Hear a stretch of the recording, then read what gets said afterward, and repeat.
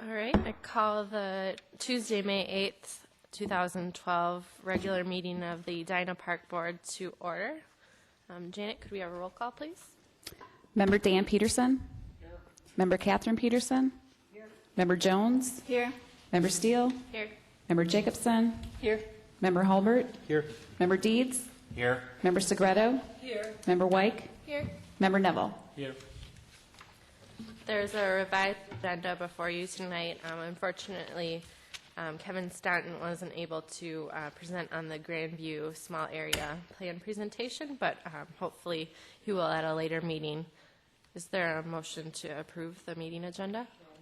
Second. Right, all those in favor? Aye. Opposed? Right. Next, we have the adoption of the consent agenda. Is there a second? Right, all those in favor? Aye. Opposed? Right. Item 5 is community comment. Is there anyone who would like to comment on something not on today's agenda? All right, please. On tonight's agenda? Not on, that is not on tonight's agenda. So we will cover agenda items in just a short bit.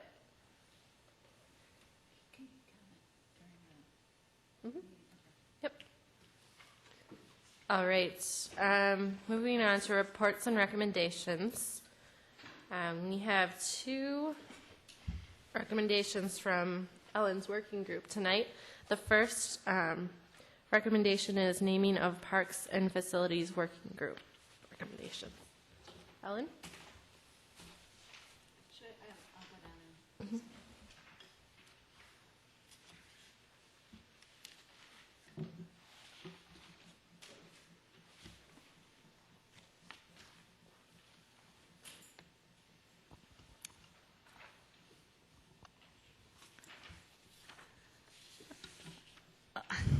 Is this on?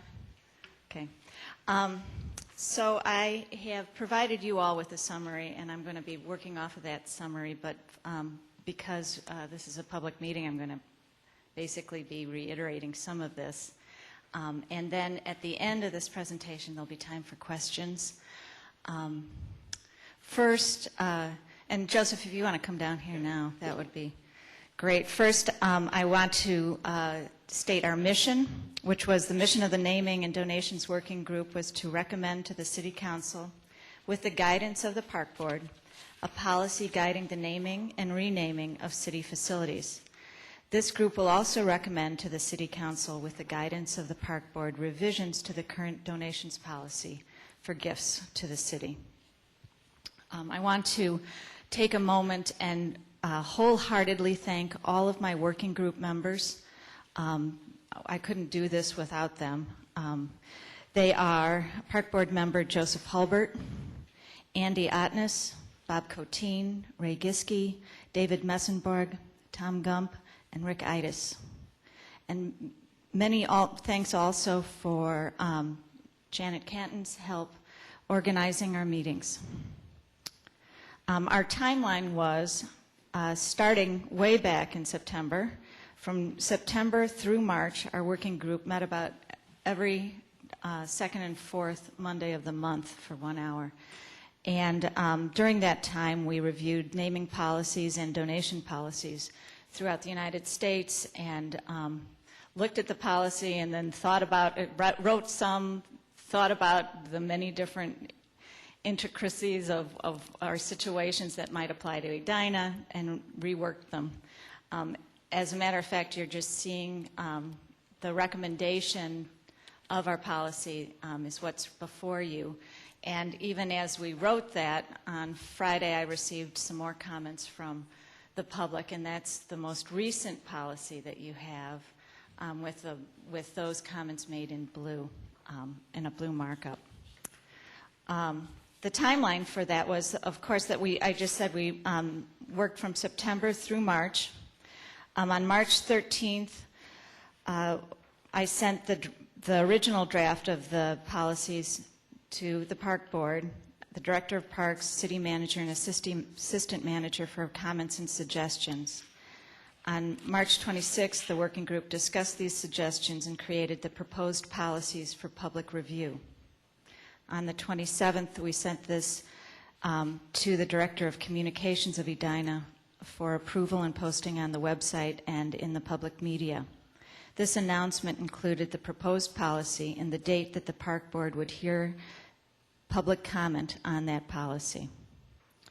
April 10th, the working group asked the Park Board to send them comments again and questions about these policies. The working group reviewed all comments received to date, and last week we provided the Park Director with the policies and a summary.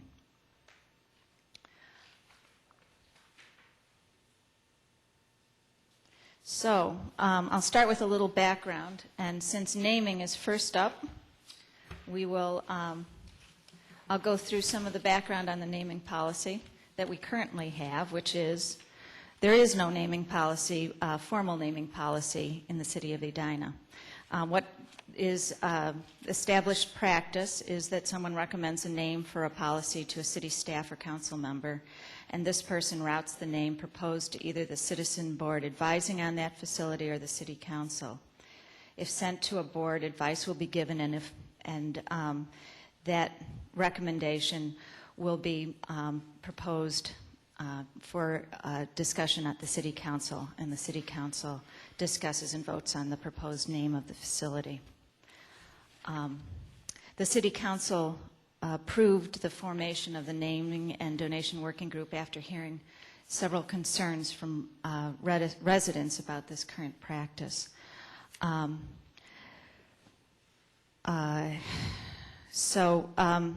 the other thing that I would mention is that naming and dedication requests come up several times a year. Currently, staff is aware of 4 naming proposals. So a little bit of analysis. The naming and renaming of city facilities should be reserved for exceptional circumstances. The naming process should be systematic, consistent, fair, open to all residents, and should indicate public support. It should aid in the selection of names that are respectful of the history of the site or area, suitable to the property or facility, and useful to the public in locating the facility. And recognizing a person by dedicating a city facility in their name is considered a truly special honor and requires public support. So the other things I should mention, I guess, are the concerns raised about the current practice. One of the concerns was that residents of Edina, and especially neighbors of the facility, were not being informed and involved in the naming process. Another one was that there was no stipulation for public support for a name. There was no study time or reflection period for a name proposal. The process for naming and renaming was not clear or transparent. The process does not allow for consideration of a total spectrum of potential name ideas, but only whether to accept the proposed name. The city history may not be protected with current practice. The process did not adequately allow for a full discussion of diversity, Edina residency, geographic, nor historic merit. And most other cities have policies that either do not allow or severely restrict naming of facilities for individuals. There are relatively few number of facilities to name, so the naming process should be extremely intentional. So considering these things, the working group recommends that the city develop a single naming and dedication policy for all city facilities. This working group is not recommending that the city should rename current facilities to meet specifications in this policy. The working group recommends that the Park Board approve the attached naming and dedication policy that we will summarize in a bit. And the working group recommends that the city develop an application for naming and dedication facilities and a petition to the city of Edina as shown in concept in the appendix of the policy. So with that, I'm going to introduce Andy Otnes, and she will give a summary of the naming policy.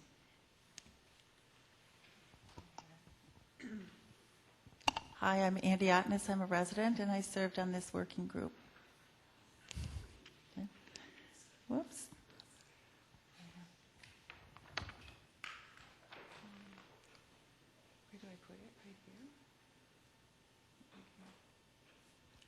I'll just go over a bit of this. Oh, good. Technology is great in our city. The first thing is that the policy that we developed states that the city council has the sole authority, for establishing formal names and dedicating any city facilities. And as a definition in the background you have, I think facilities is described as anything that the city controls: parks, buildings, programs. The second thing is that our policy states that the city manager's office will have sole responsibility for keeping a record and managing the naming and dedication process. Third, it creates a systematic procedure for naming or renaming or dedicating city facilities. It also creates a citywide standard application and petition forms. Those are in the appendix. And it creates policy for all city facilities, sometimes with distinct guidelines for different types of the facilities. Example, parks, buildings, major features, as described in the definitions. The second thing that we felt that the policy did was to set out the principles for naming and renaming and dedications, and that naming would be reserved for exceptional circumstances. In our original meetings, we had a whole gamut of people who felt, things should be restricted or completely open. And so this policy represents, a collaborative decision on that part. There are also principles for renaming city facilities is to be discouraged. Naming and renaming proposals should be considered bearing in mind the following order of preferences: geographic location, historic events, people and places, exceptional individuals, or major gifts. A lot of the discussion revolved around the naming and renaming for exceptional individuals. And our working group within the policies decided that naming should be based on the person's contributions to the city rather than the circumstances of their death.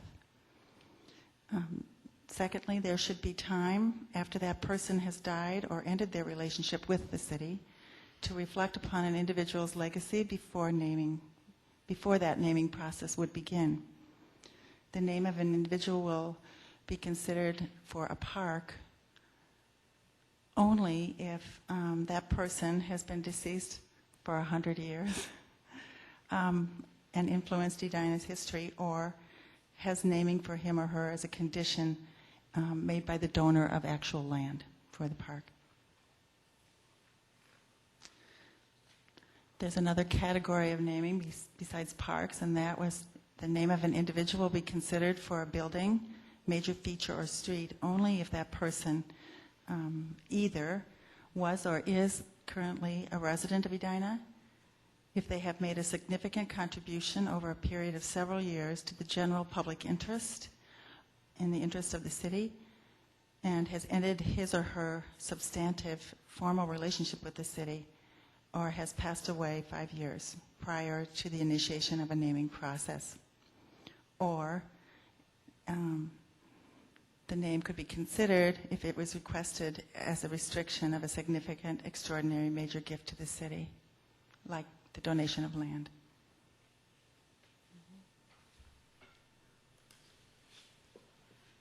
Okay. Naming for entities. No city facility except a major feature shall be named for a business entity as a condition to a donation to the city. This is to minimize the confusion and cost to the city for updating signage and maps. Naming for entities, naming for a business entity shall be for a fixed period. Names of businesses, entities operating on city property shall be subject to city council approval and will not require a petition process. Okay. And lastly, public support for name requests should be demonstrated with a petition process. And that is also included in your packet. The naming and renaming requests, we recommend require 300 signatures, and any dedication require 100 signatures. And lastly, the public and specifically the facilities neighborhood will be informed of a naming request, and an opportunity will be provided for their input and comment. And this concludes the naming portion.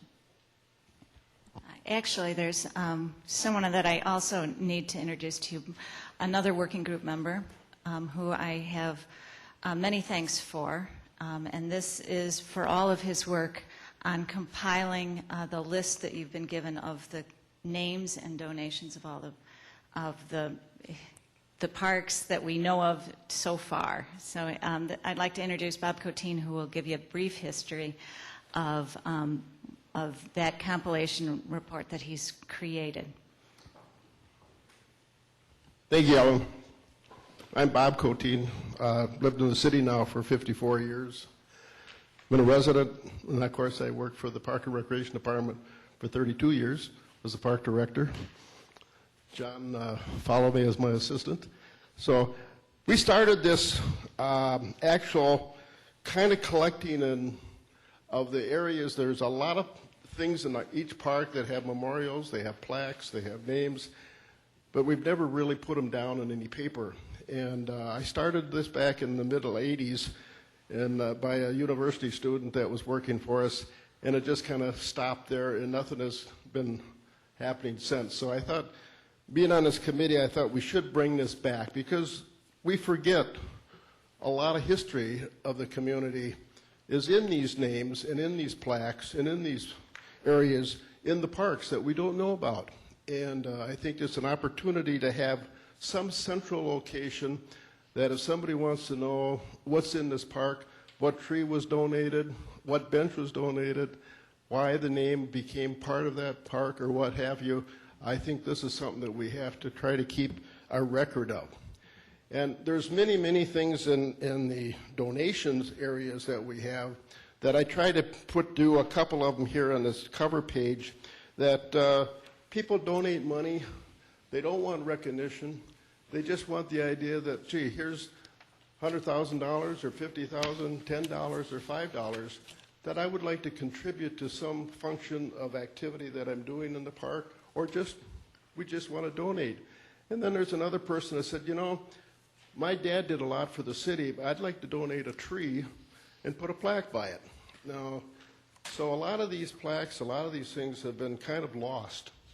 And I tried to locate a lot of them. There's still a lot of them that have not been in this book. I think that's something that I would, myself, I'll continue to work as long as I can to try to collect more of these items, to put them down so we have a record. So the idea that in the future now, knowing that all donations have to go through the city council, that gives us a good basis of what has been donated. I think more money is being donated to the community and just for different items that might be expensive, maybe $200-300, like the Hornet's Nest or the Veterans Memorial, or these things are going to be, those are big dollars that are going to be invested or donated to the city. We should have a record now.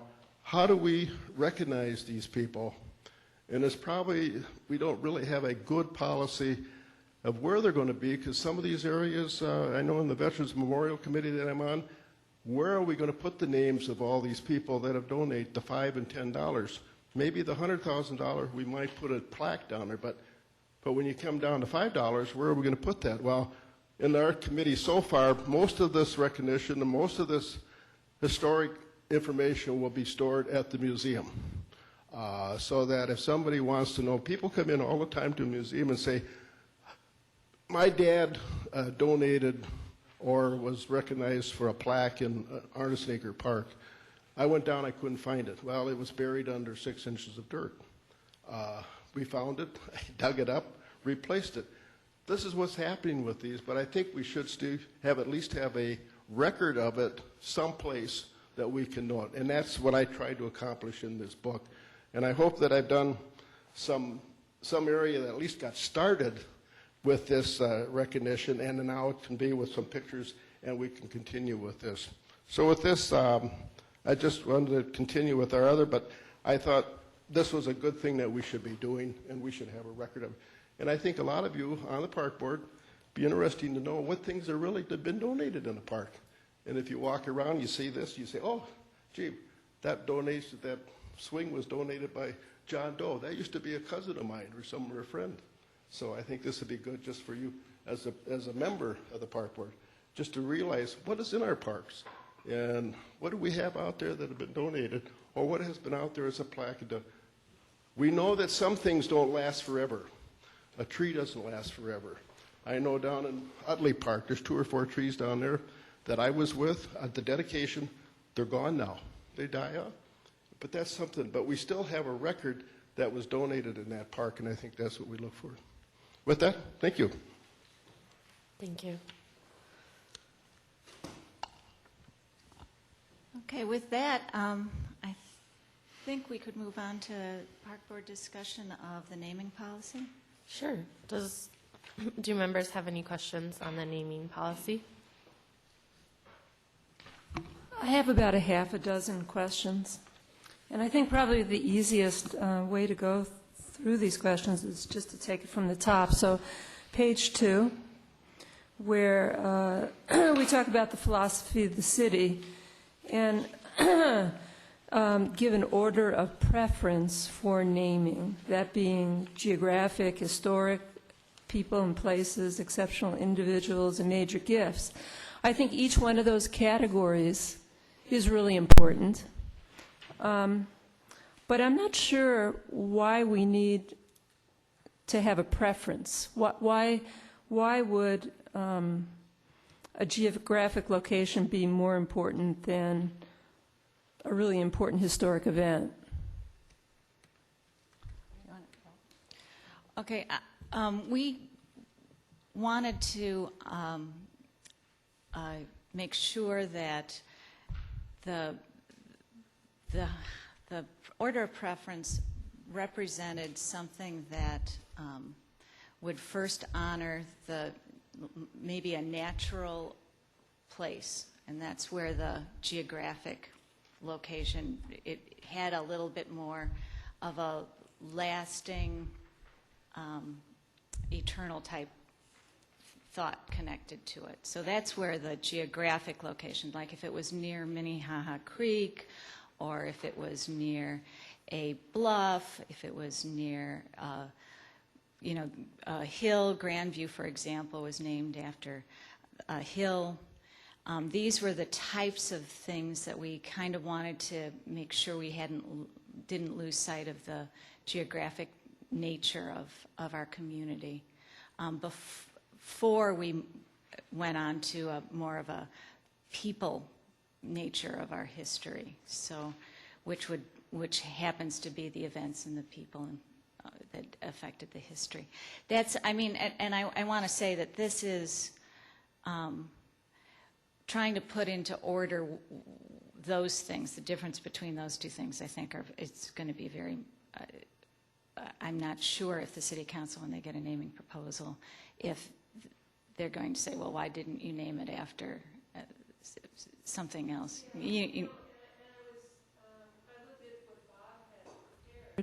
And I was pretty moved by seeing the names of people who have been really very important to this community. And then I was hard-pressed to see that, if we were to order preference, they would be third in row. So I don't know how everyone else feels about that, but I would hate to see an order of preference put in the policy. I think a part of that too was there are some parks that maybe like Creek Valley Park Creek Valley that's been Creek Valley because of the geographic area. It becomes kind of a significant part of the city because that's just what has been known for a long time. So at some point it kind of becomes embedded in the community. So if we're looking to rename a park for an important person, maybe we want to try to find a park that doesn't have such a significant geographic location name for the park. Would that not come up in the course of the conversation that the City Council would have? It could, but I mean, this doesn't say that necessarily it has to be number one. It's just the land came before the people, and I guess that's,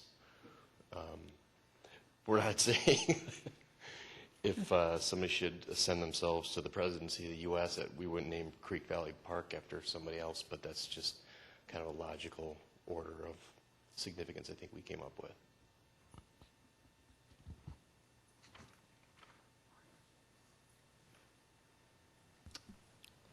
Do you have additional questions? Yeah, I have. The next one is that regarding a facility that's named after an individual, and if something happens to the reputation of that person. The new guidelines here say that the facility name shall be changed. And, you know, I don't know. I mean, it puts us in a position of when exactly should it be changed? Should the person have the right to clear his or her name in court? And I kind of, or in the community. And I think that maybe it would be sufficient to say that the city council reserves the right to change the name in the event that the individual has fallen into disrepute.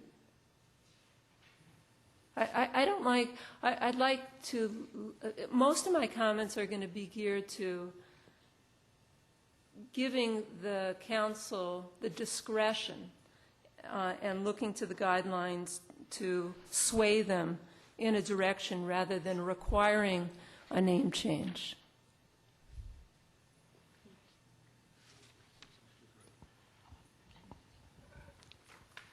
Serving on this during the discussion, you know, of that particular item, as I recall, it came, you know, soon after all of the Joe Paterno events in Ohio, and so it was brought up to the working group.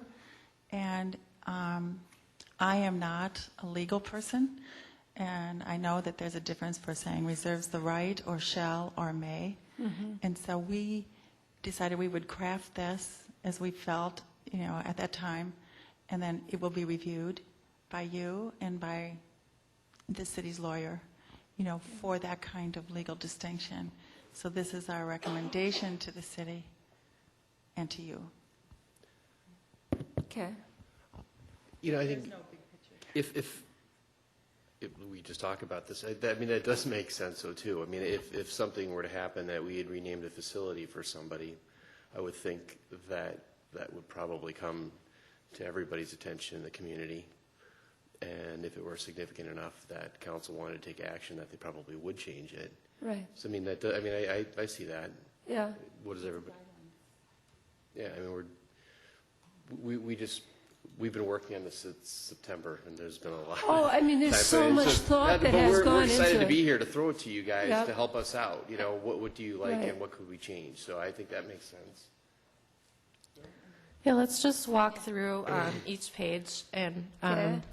so do you have any more for this page 2? No?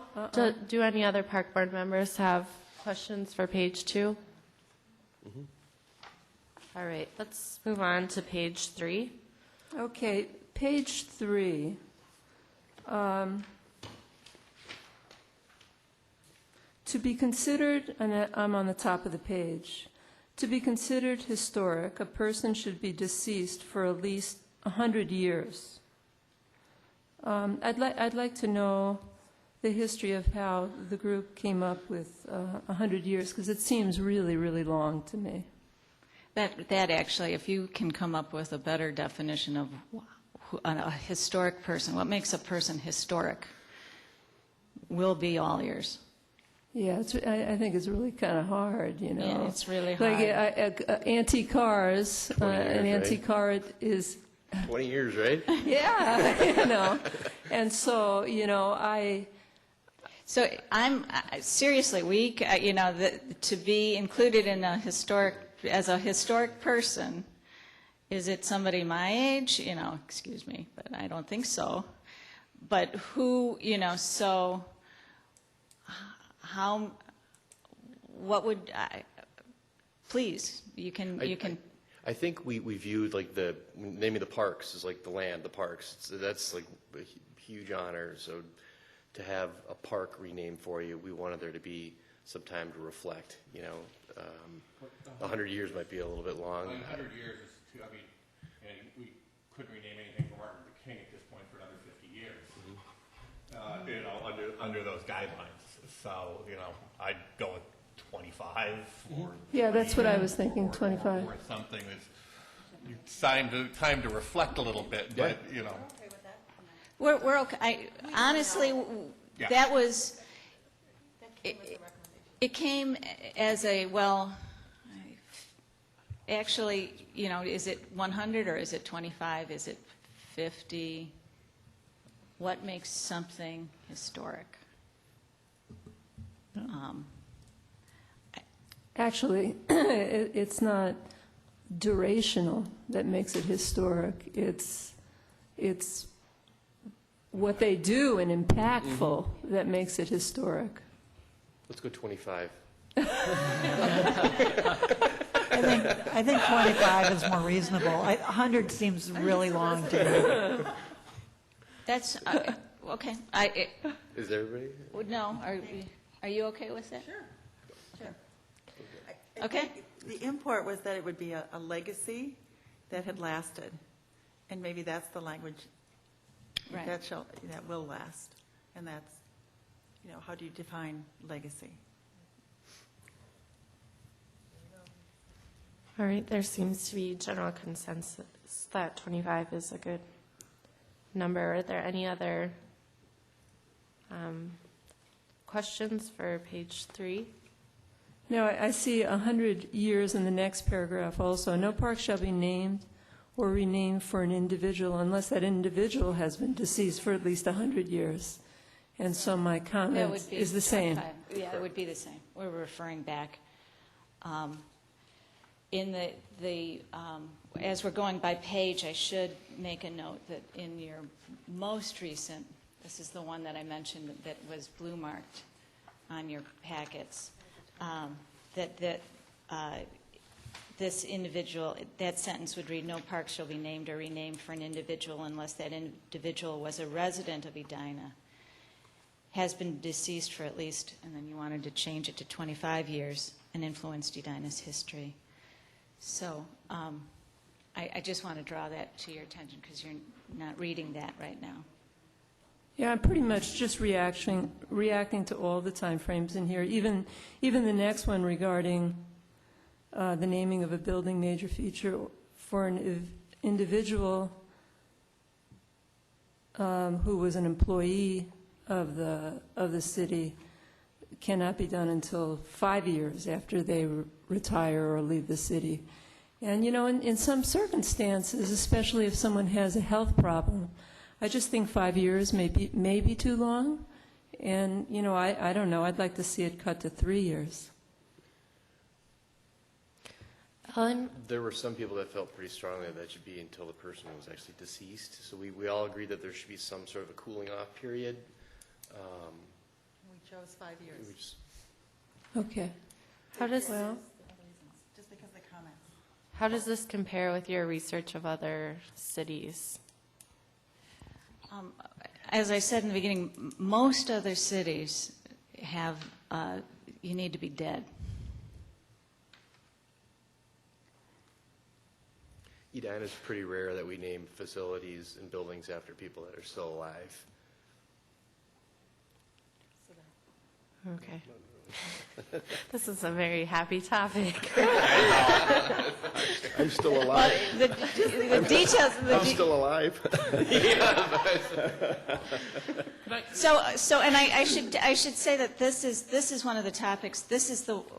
Took a lot of time, and the first time we reviewed this piece of this policy, it was the day after the front page news of Joe Paterno. So we were kind of bombarded with, okay, well, what happens when someone who everyone loves and honors now has something following him?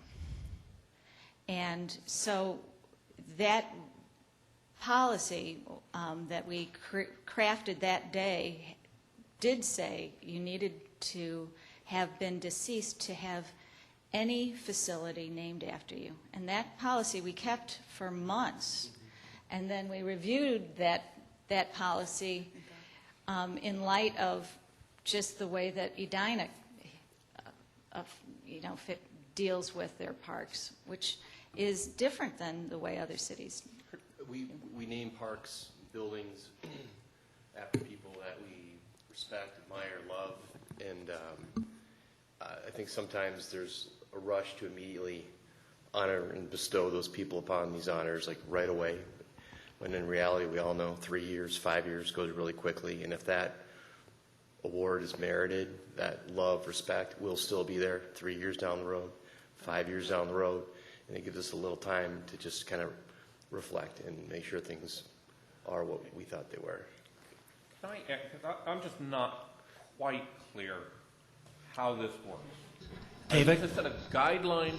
Use your mic. Use the mic. I've got the mic here. Okay. Are these a set of guidelines for the city council to consider? Correct. Okay. So they're a set of guidelines. They're not, it's not in the, it's not recommended to be in the city bylaws, et cetera, that says this is the, so the city can say, we really like this guy. He's done a great work. We're going to name the park for him after a year. They Okay. could do that. Actually, John, could you speak to how the city uses policy?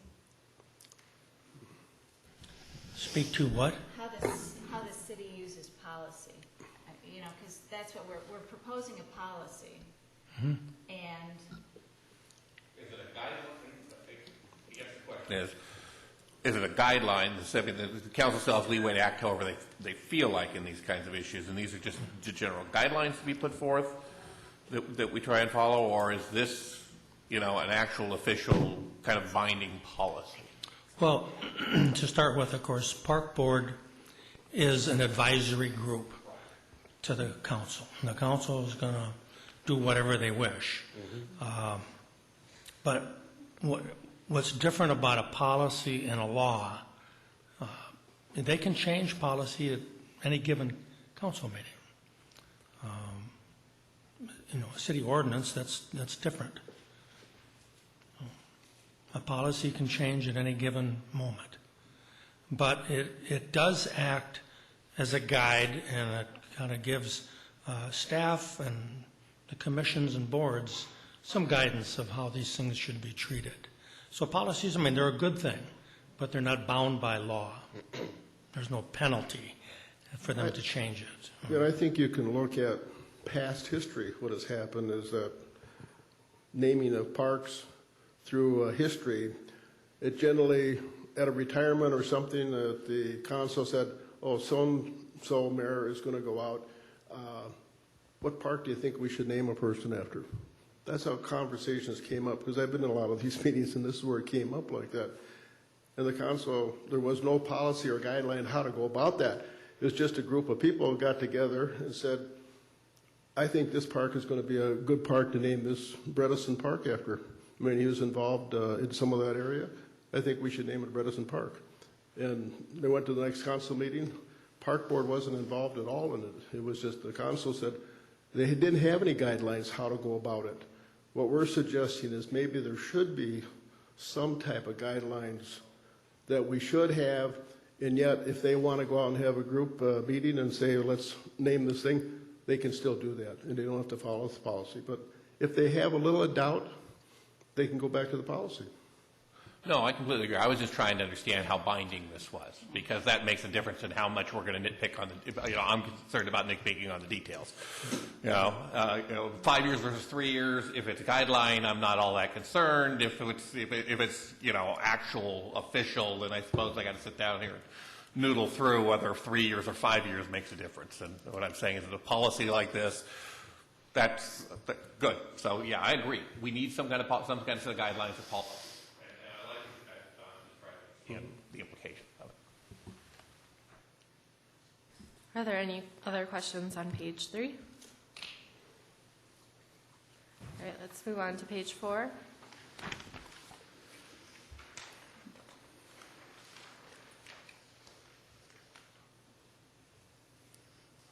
Any questions? All right, moving on to page 5. We'll come back to the first page in a second, but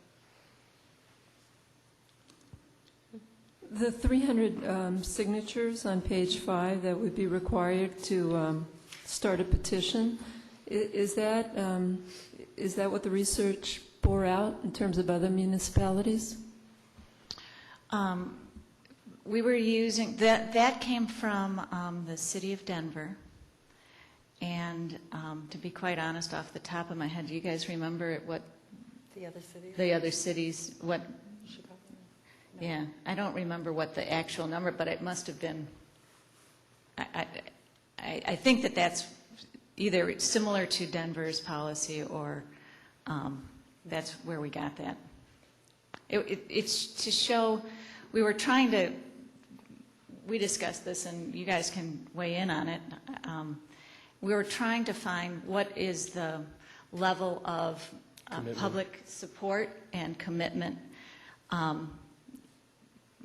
for the name.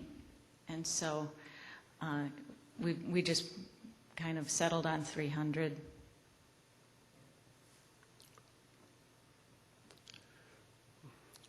are there any other questions on page 5? I'm going to ask a follow-up question to that. Would that mean then if a city council member wanted to initiate a name change or name something that he or she would have to go and get 300 signatures? Yes. Yes. They wouldn't have to. They wouldn't have to. They wouldn't have to? But they would be going against policy, so that would be noted. I think based on what John said is that if they were to follow the policy, that would be following that guideline, but they could always choose to not follow the policy. I think when you come up with controversial two sides, they have an area to go back to and say, oh, you got to have 300 membership or 300 signatures, because they might say that, gee, some group over here said, well, you only got 100 and you've got 200 over here. They say, well, according to our policy, we want to have 300. So it's kind of a number picked out of the sky. It isn't something it can be changed to any amount of number as far as a petition, because there isn't any ordinance that says you have to have 300. That's a lot of these policies that we have in here. I think we've looked at a lot of different policies from all over the country on what they've done. And we all sit there and go back and forth. We said, what seems to be the most reasonable? We've said, okay, 300 seems the most reasonable as far as signatures. So let's use it. And it's very difficult trying to put a policy together that, we know that some of it's going to be changed. I think it's going to be changed by the city council. But still, it's a guideline for them. And they say, gee, that sounds like a good idea. So we're giving something to go by. And we're looking at giving something for you to go by. I do appreciate that, because when I get policy and it says, a lot, significant, what is that? You might as well not have the policy in place. And I know you're stepping out there and kind of throwing numbers out there, so thank you. David?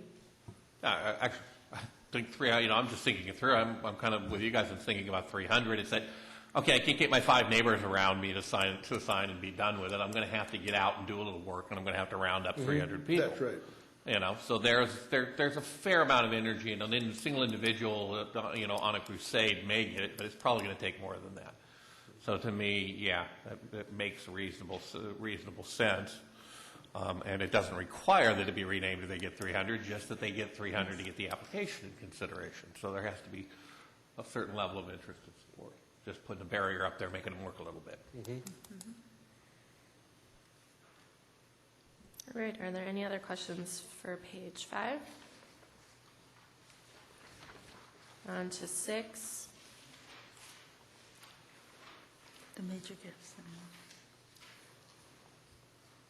Okay, moving on to the application.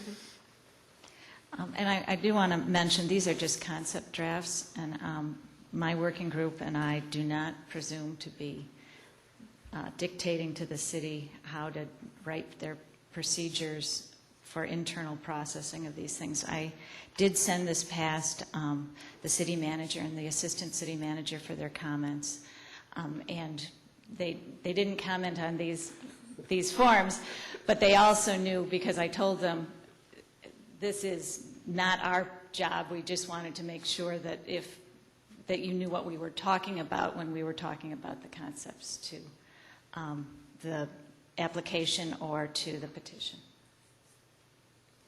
All right, if there are no questions on that, we skipped page 1. So are any questions? Page 1.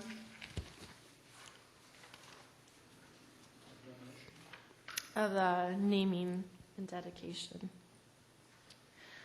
And I would draw to your attention your blue marked copy too. I don't know.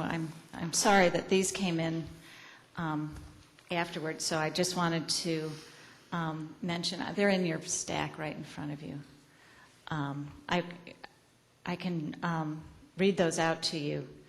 One of the changes for major features would be to delete the name permanent components of a city facility. And the other thing would be to add in major features, major city-sponsored events are considered major features. That would be, for example, to name, if somebody wanted to name the farmers market after themselves or somebody else, that there would need to be some process involved. And the other thing is that I was asked to add under authority a definition of what a dedication is, because a dedication,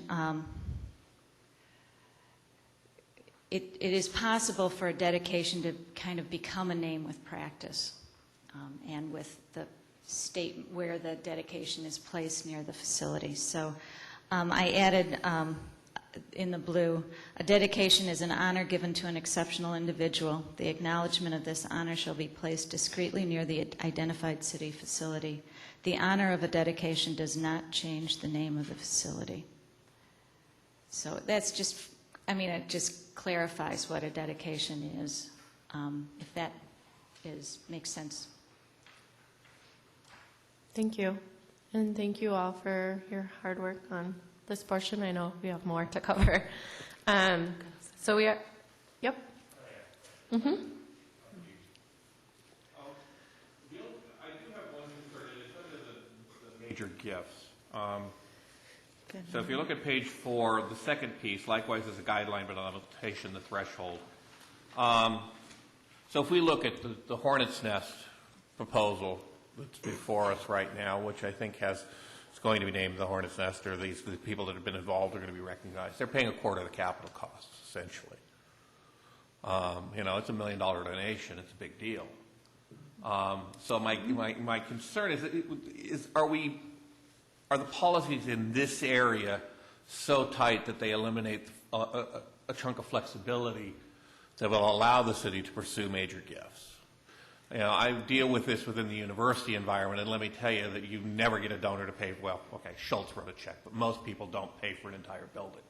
Their name may be on it, okay, and they may have paid for a third of it or something, but there are other people, and there's other parts of the capital campaign that go into it.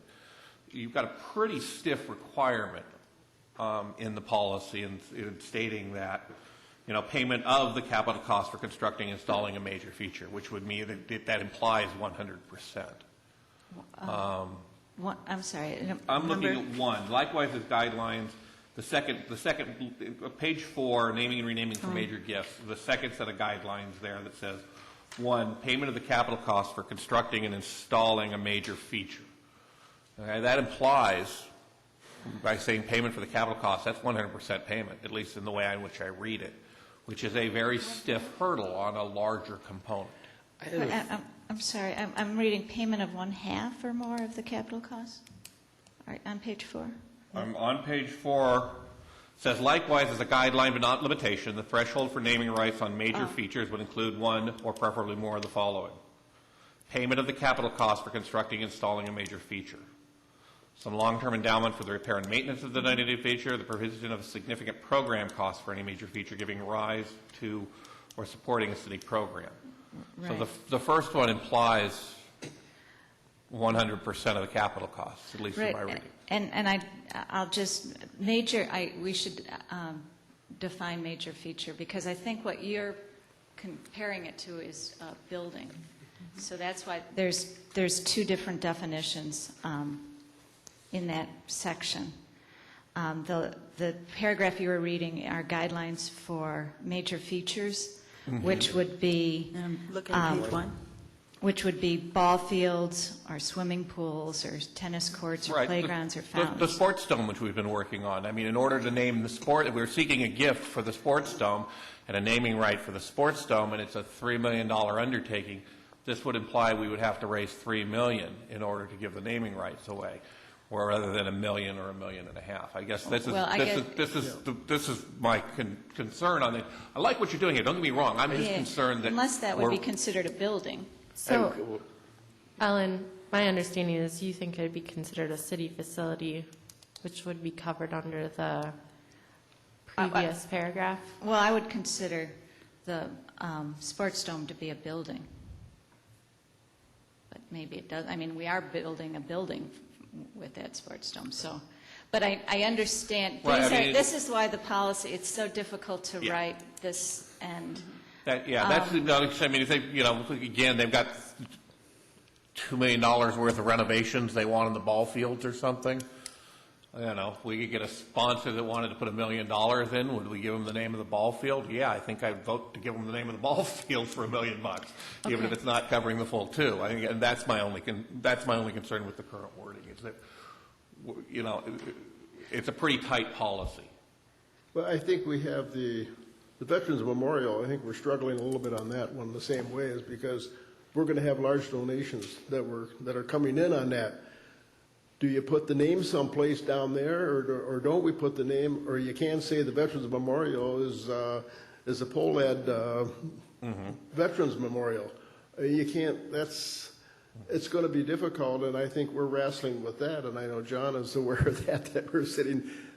How are you going to do that? We're talking about putting sentinels down with somebody's name on it. How many do you put out there? If it's 50,000 or if it's 250, how many do we put out there? And I mean, some of the other memorials that you go to, you see a whole line of names, like the University of Minnesota. Over there, they got a whole list of names, but how much did they give to each one of these?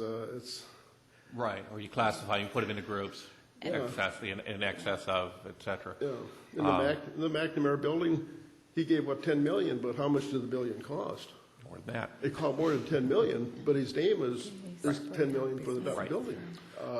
Right, and that's just the level of, that's just the only concern. And I don't know whether you change it to a substantial portion or something. Well, you could change that whole, number 1 under that paragraph to payment of a substantial capital cost for constructing, installing a major feature. If that, I mean, I can understand that. That would make sense to you all? It also helps that it does say likewise as a guideline, but not a limitation. So, yeah. That's my only concern. I just want to give us as much flexibility as possible to raise. Sure. Once again, this is a policy. I think when it comes to larger items like the hornet's nest, the council is going to do, I think, what they see fit. Don't mean to belittle our work here, but all right. Are there any other questions? Yes, please. I've thought all along that the naming proposition was a solution in search of a problem. I continue to believe that. I want to thank all of you for serving. I hold the park board members most dearly. Ms. Atnas, Mr. Coteen, Rick Ides, Ray Giske are friends of mine, Ray very close. I'm going to vote no, because there's no proof to me the current system is broken and needs to be fixed. I have nothing but the highest respect for people who run for public office. Even if you lose, you can affect public policy by changing the tenor of the campaign. but the 5 people who serve on our city council, current, past, and future, pretty good people. And I don't want to tie their hands to a policy which has some problems. I think they've done a good job, and I don't get too concerned in a community of almost 50,000 people that 2 or 3 or 4 or 5 don't like the name of X Park or Y Pavilion or whatever. You're always going to have disagreement. We get past it and we move along. So my vote is no, and if you have doubts, my dear friends, I encourage you to vote no and continue to respect and support our city council. I agree. We do have excellent city council members, past and present, but there are situations that have occurred in the past that I don't think we're going to talk about tonight, that with a lack of policy, it would have helped both members of the public, but staff as well. You know, I think one of the things that comes up, maybe more in rooms that we have in buildings, there's a lot of rooms that are named after people. Even as myself and as a director and as John as a director, there's associations or groups of people that participate at that facility for 10, 15, 20, 30 years. And they always say, well, go down to the John's room. Well, the people that are out there know the John room. Well, then when that person leaves, that room continues to get that name. And all of a sudden, I see a plaque up there for a name. I wasn't even involved in it. And I think a policy is going to kind of stop that. And I can see there's a few rooms that are going to be, that I know people already have talked about, you know, that we're going to name this room and that room. But a policy, I think, or something now that everybody knows about, that, hey, there are some parameters before you call that room your name, that we have to have a transparency, which I think we talked about, that somebody knows what these rooms or these areas are going to be. But all of a sudden, they just appear. And I know that there's some rooms out there that are talked about, and there's some rooms that maybe as a park director, I didn't agree with them, but the people out there were pretty strongly concerned that this person did a lot for this facility, and that room should be named after that particular person. But this occurs, but now if you got a policy or some type of direction, which we never had before, I think it's going to help us, and I think that's a big concern. That's why I think whatever the policy is going to be here, I think it's going to help, and I think that's what we have to look at. David. I have to say I agree. I actually think we're doing the city council a favor, and they still have the decision prod to make on whether they're going to adopt it or not. But I think the work is actually doing them a favor. They have it's giving that it's a policy and a guideline that they can vote to override anytime they want to. We're essentially giving them the shot to say, well, wait a minute, we have a policy here, let's think about this, and provide some level of rationality and a little more consistency to the process. And so I think I think that you've done a great job on this, and, I'm nitpicking on a couple of places, but, so what? I do think we're doing a good job. You're doing a good job. I think we're helping the city council out, actually, by giving them something by which to deal with these, because these are frequently emotional, issues, and they're coming up at a time of retirement or somebody just passed away or something else, and there's a lot of pressure. There's a limited number of things. Either there's going to be a policy in place and some level of rationality to it, or we're going to be renaming and renaming all the time. And that seems silly. I have one other comment. Bob, I want to encourage this to be put online in a searchable database. I think the city should take that on, and so that all of these that are dedicated and named should be put online in a searchable database, so that family of the person can go online and do a quick search and find out where it is and what it is. Since it's already come together, the capabilities are easy. You get an intern or somebody to kind of put it together. But I think it would be a wonderful thing for somebody, particularly residents that have been, families that have been around here for years that have things, maybe 2 or 3 family members over the years that they could search and find. Yeah, we had an open house tonight, of the 3 buildings, the St. Stephen's Church, the Grange Hall, and a girl appeared up at the Grange Hall, and she said, my grandfather was Frank Tupa. I didn't know this, and could you tell me about him? And I was kind of surprised. I mean, it does come up. And historically, she was really happy the day that we told her what Frank Tupa had done. He was a council member, and he did a lot of work for the park board, did a lot of buying of all the parks for us. He did a lot of work. So she was happy. She didn't know anything about her grandfather. I just think in a searchable data, I just think, John, I don't know whether through the Parks Department or how, but I think it would be great to get this on the city's website in a searchable database form. And I don't mean, in the next 2 weeks. Thank you. Yeah, no problem. But I do think it would be, it would be a great service. And once you've got it in a searchable database form, as new things come up, they can just be added. And then even, if it's there, it'll get picked up into Google, and people not in the city who are searching for relatives or something else, we'll be able to find it. I think that's just an excellent suggestion. I see this as a great project for the Historical Society to embrace and to take care of, and work with our communications department and get something online. So I'm hearing 5 changes to the proposed policy. One is to change the 100 years on page 3 to 25 years. Right. Everywhere that it's stated 100 years. On page 5, there was a suggestion that the statement no sooner than 5 years after a person has ended his or her relationship with the city be changed to 3.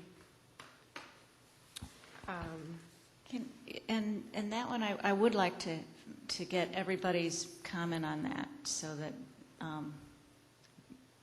that we can. Sure, let's do that. Do you So, want to? Can we just go around and if people have a number that they like? Yeah, let's just have a discussion about each item, and then we'll roll them into one motion. Is that okay, or do you think there'll be some?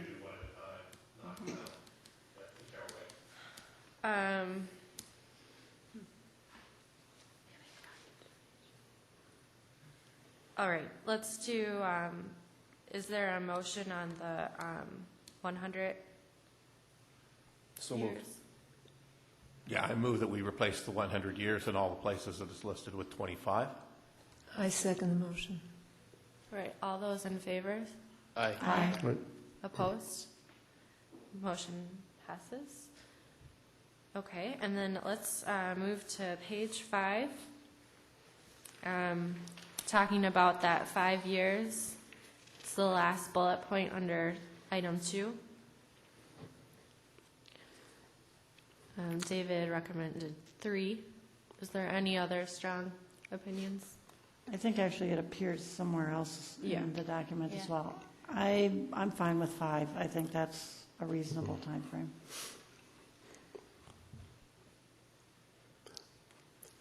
I guess I was kind of a dissent. I thought the word should be reasonable rather than 5 years, because I think the council is going to make that decision. If there's no motion, we'll move on. On page 2, Louise suggested that at the last paragraph, it says something along the lines of, the city council reserves the right to change it. I guess I would suggest that the city council and the city attorney take a look at it. But are there any other opinions? I don't know where. It's right here. Right here. Are we still having trouble? It's on page 2, the very last last paragraph. I would agree with Louise's suggestion, or her intent in making that suggestion, that there should be some flexibility there as opposed to the current wording, which just says Yeah. that it shall be changed. So Yeah. I would agree with the sentiment. I'm not sure of the exact words that should go in there. I think we can accomplish that if we just, in the bold print, renaming city facilities, delete the second paragraph. Do you want to make this a motion, Louise? Yeah, I'll make a motion that on page 2, in the paragraph headed renaming city facilities, that the second paragraph be deleted, and that the third paragraph be amended to read, notwithstanding the above, the City Council reserves the right to change the name of any named city facility in order to maintain consistency with the entire policy and flexibility to change the name of a facility named after an individual who has fallen into disrepute and whose name no longer lends honor and dignity to the facility, period. Love it. Perfect. That's good. I'll And second it that. for you. David, did you second? I can tell she doesn't like me doing it. All right. Any discussion? All right, all those in favor? Aye. Aye. Oppose? Okay. Let's see here. Page 4. We have the second number 1 on the page. David suggested payment of substantial capital costs, to add substantial in there. Or what I would suggest is payment of a substantial portion of the capital costs. Do you want to make that a motion? Yes, so I move that we amend number 1 to say payment of a substantial portion of the capital cost for construction and installing a major feature. And I second the motion. All right. All those in favor? Aye. Aye. Oppose? All right. And then the one last thing was I wanted to make, to address the online record of it. I didn't know if you wanted to make a motion just saying creating an online database, or is it necessary? I don't know, is that necessary? I just wanted to make a suggestion, I think it's... No, again, I would recommend, that's a great project for the Historical Society, or maybe an intern that comes around could take that on. I think that's a great idea, and I think the city should support that from the communication standpoint. I'm presently on the Historical Board, has been on it for 40 years, so I hope I can continue for a few more years. Great. Great. Are there any other motions? So maybe a final motion. So I move we approve the policy as amended. Second. All those in favor? Aye. Opposed? No? All right, the motion passes. Okay, the next item is the donations.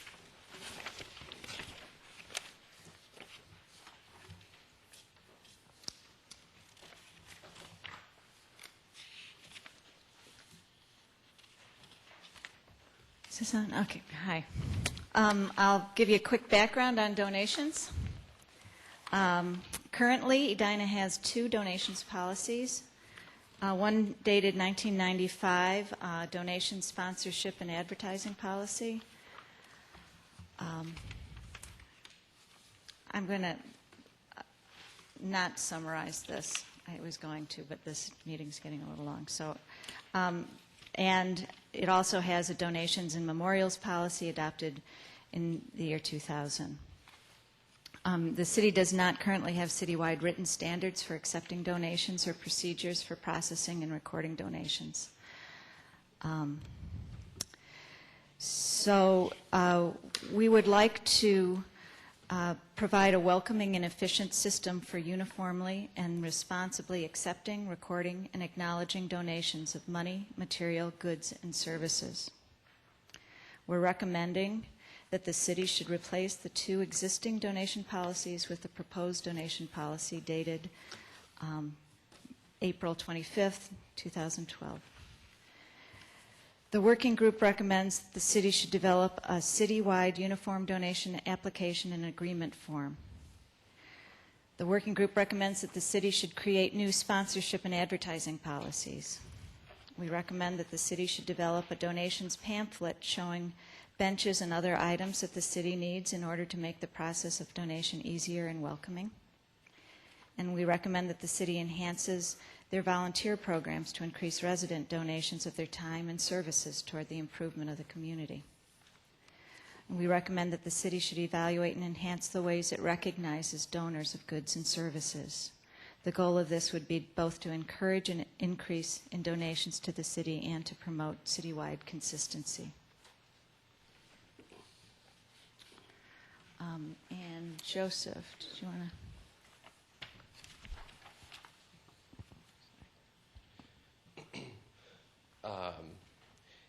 Once again, the objective of creating policy is not to make things difficult and restrict. It's to try to get people so they can understand and to try to foster more donations to the city. Before I forget, we've been doing this since September, and like everybody need to thank you guys for your work, and you've done a ton of work with the note-taking and the revision, so thanks a lot. So I don't know if you guys want me to read these point by point. You have? Is that okay? Okay. So then that takes care of my portion of the presentation. All right. Should we move on to questions then? You want to do this? Any overall questions? My biggest concern is that our donations policy not have a chilling effect on people who are interested in donating. Well, right now, I don't think people in the public really understand what the policy is and how you would make donations. For example, if somebody wanted to donate money to plant a tree or to put in a park bench, I think every single opportunity, probably one-offs through the Parks Department, where we're trying to put together a logical policy that people can read either online or, like Ellen stated, one of the things I'm most excited about is having a list of items that we want in the system, whether it's gazebos or park benches or simple benches, and let people know for, I absolutely agree, and I agree that we need guidelines, and I think we need a lot of what's in these guidelines, but as I go through the guidelines, there are a few areas that create a chill that I would like to talk about. Yeah, help us out. But should we do it?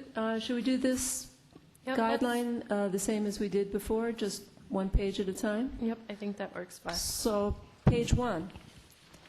In the definitions section, don't we want real estate also included in the definition of potential gifts?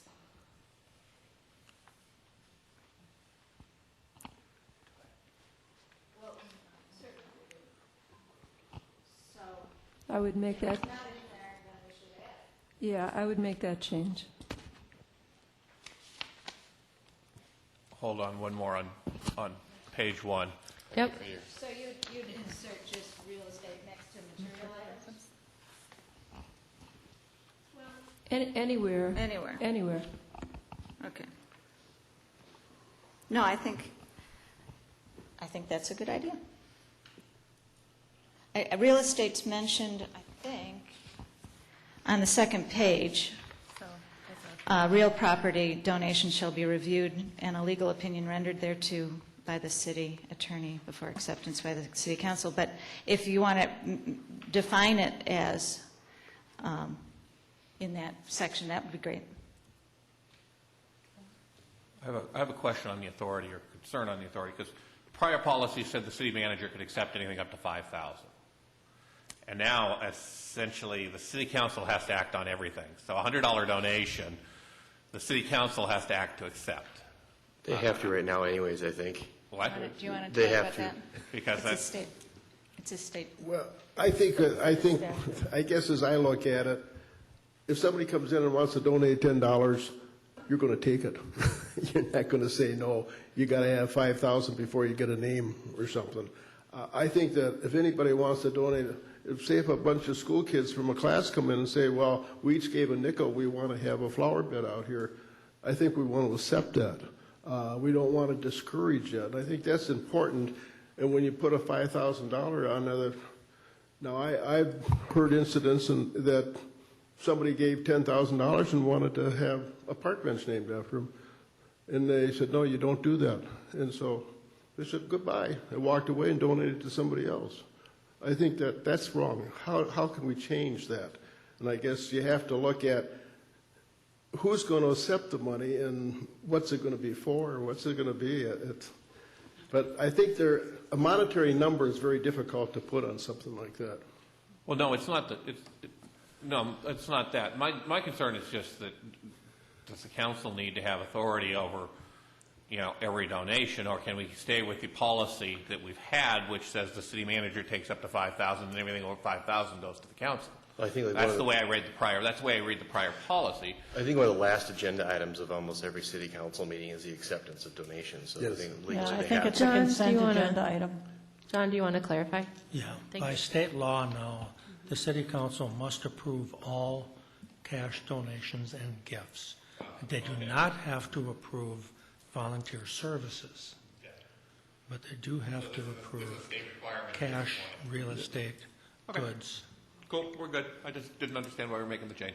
That's why we put in the authority, because I think that's important for people to know that. The 5,000 was put in there when the policy was created to intentionally try to start reducing the number of plaques in parks. And they're recommending that threshold go up to 10,000 with the exception of benches.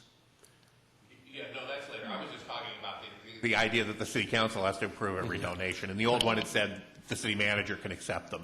The council has to officially and legally accept every donation, no matter what size. I love no matter state how laws small or how large. Okay. All right, are there any other questions for page 1? All right, let's move on to page 2. When I first read this first paragraph, it was a little off-putting, in that it says in the third line, the city is not here to accommodate gifts.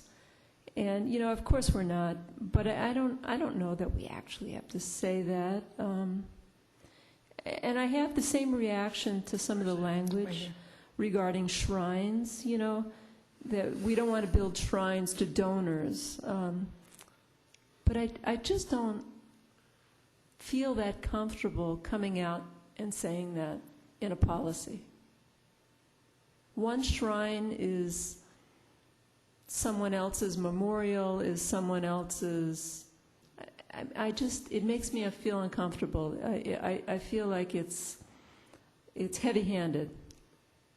I understand why we're talking about it. I do understand the history of the origination of this in the policy, but it just seems to read heavy-handed to me.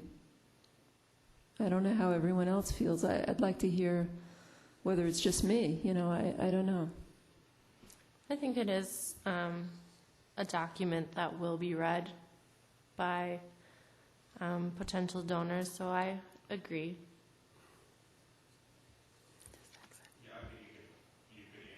Just all gifts should be in keeping with the mission, ordinance, philosophy, and policies of the city. The development of public facilities expected to be the result of careful planning and quality construction, period. And then the policies are, the later policies somewhere else are that, we shouldn't compete with the donor recognition, shouldn't compete with detention, and et cetera. But in terms of this, you don't want to just turn a donor off reading through this going, Okay, so you would delete then, city facilities are to be enjoyed and used by all citizens and are not to become shrines Well, you to can donors, keep the city. memorials. I'd keep city facilities to be enjoyed and used by all citizens if you want. Period. But I wouldn't go. I wouldn't do the Next rest part of of the that, rest of the that. next phrase, and then would you keep then donor recognition should not compete for attention or attract attention I don't away think you from. need. I don't think you need to put that in there at this point, particularly in the opening paragraph. I mean, which is essentially kind of where we're. Well, maybe it's not overall policy, but it's. Yeah. Sufficient. you know, it's just making it part of ordinance. I mean, you know, we lay out that there are going to be ordinance and policies and that the city's going to have to approve, so I don't think we need to call that out. Okay. All right, are there any other items of interest on page 2? Well, and in keeping with that same comment, yes, I do agree that donations should not be burdensome to the city. And I do agree that donors should understand the city's policy for upkeep and retention. But I think that if we have a good donor contract, we could incorporate our concerns in that contract and not have it be in the opening paragraphs that donors will need to read before they make their gift. I think it's off-putting. And so my recommendation would be to delete in the second paragraph the second and third line.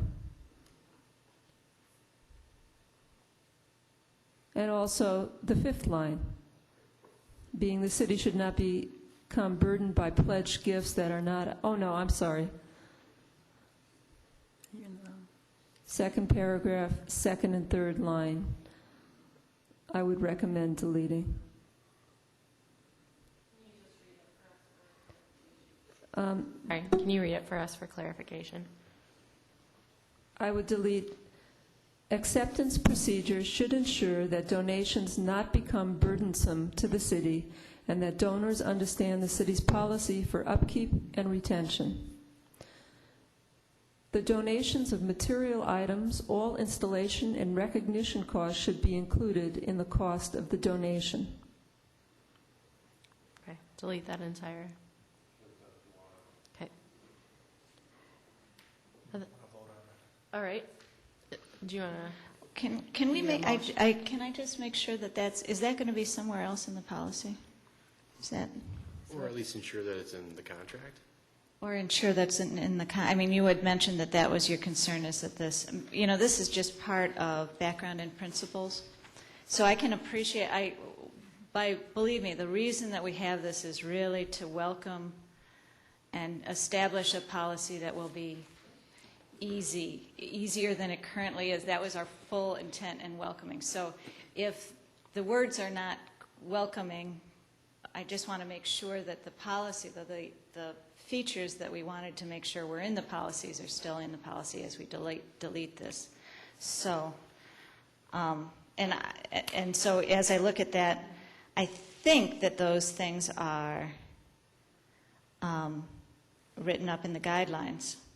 Well, the reason that it'd be great if it's in the contract would be that when a donor, especially if it was a significant gift, a donor would sit down with the city and probably negotiate some of these items. And so put it in the contract, and then it's there to be discussed rather than in the opening 2 paragraphs.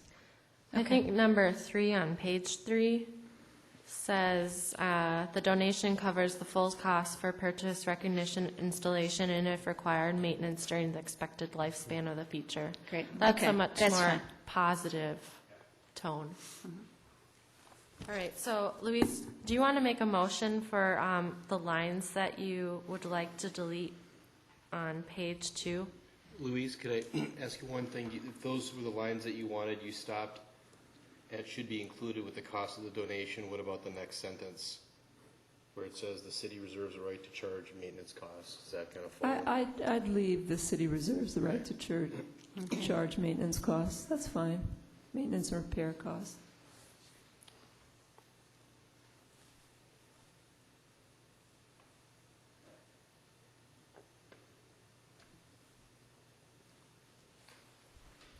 I'd make a motion to, And one other, the city should not become burdened by pledged gifts that are not obtained. I don't think we should say we're burdened. I think we should just say that pledges should not be considered donations and leave it at that.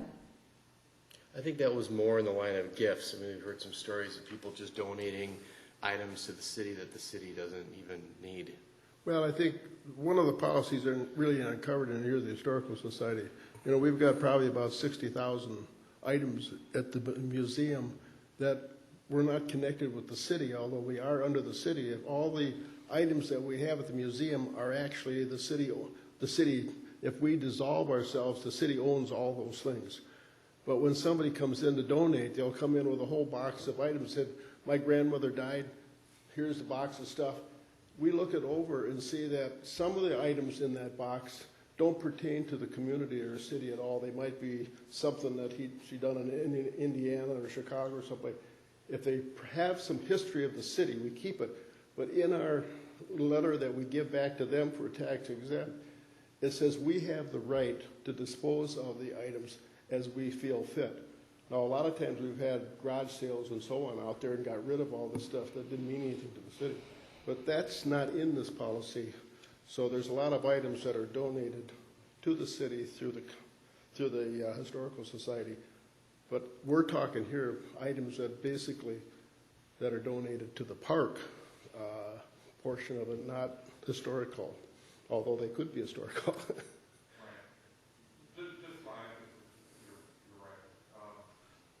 This line is simply talking about people that pledge and then never fulfill, which does happen frequently. So yeah, I think you just, I think the only thing you have to say is that pledges should not be considered donations. That's fine. That's fine. Do you what? So let me try to see if I can fix this motion. Or let me start, can I start from scratch? Yes. Make a motion that on page 2, in the second paragraph, the second line, reading, acceptance procedures should ensure that donations not become burdensome to the city and that donors understand the city's policy for upkeep and retention be deleted. Additionally, the third line in that same paragraph, reading, for donations of material items, all installation and recognition costs should be included with the cost of donation, be deleted.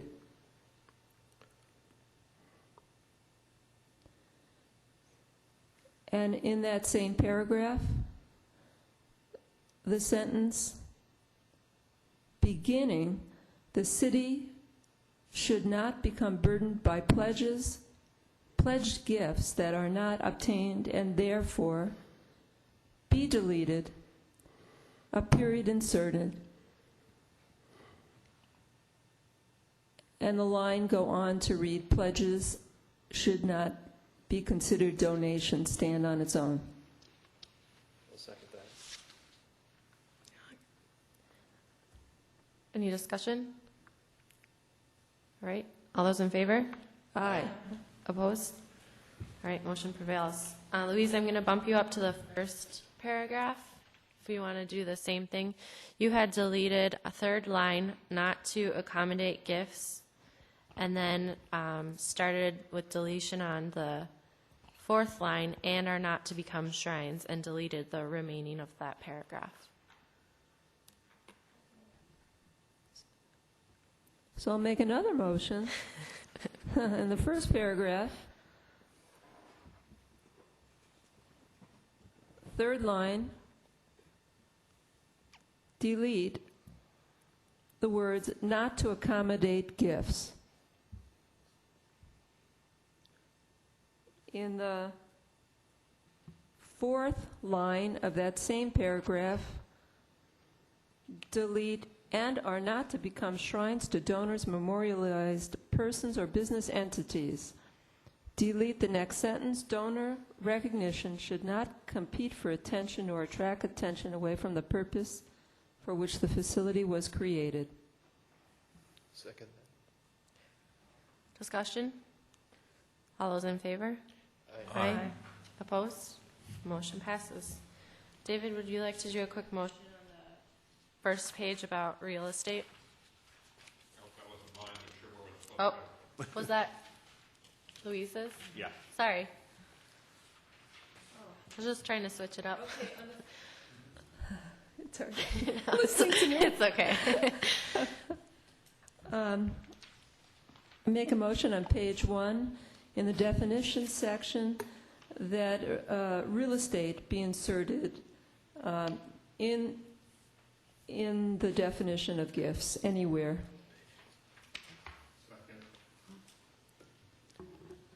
All right, all those in favor? Okay, opposed? Okay. All right, do we have any other items on page 2? I do. Okay. At the bottom of the page in the line numbered number 1, it says, "The donation shall meet a true need for the city." I don't know. I think it's hard to understand what true need means. But how about if we were to say, the donation shall be in the best interests of the city?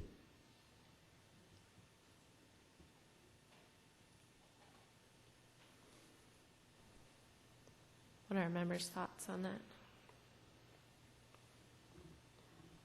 I think it accomplishes the same thing. Maybe it sounds a little better. I guess that question, given that the city council has to accept all donations anyway and vote on them, do we even need that line in there? Just a clarification, and I didn't mean to mislead. The city council doesn't have to accept. They can reject whichever ones they want, just to be clear. Right, which means, and that means that do we need that first line in there? In that case, they're going to review them all anyway, particularly major donations, as to whether they meet the needs of the city. Well, maybe it lets people know so that it doesn't come as a surprise to them. Yeah. Yeah, well, and I'm okay with the other word, your wording was a little more friendly, which is, our intent is to be welcoming. So I think what we were trying to get at with this wording was that if someone who has created something and wants to give it to the city, and the city is looking at that thing and saying, oh no, I have no place for it, it's a classic gift that you don't really want to accept. This would be, we want to be able to have the city council have a reason to say no. Either that facility doesn't need any more donations, or... No, I agree. So, I just think so it might be yeah. to say the donation shall be in the best interest of the city. Yeah. And just leave it at that, Just leave it at that. We don't need a facility maybe determined to be fully developed. I don't know that we need all that. Would you like to make a motion on that then?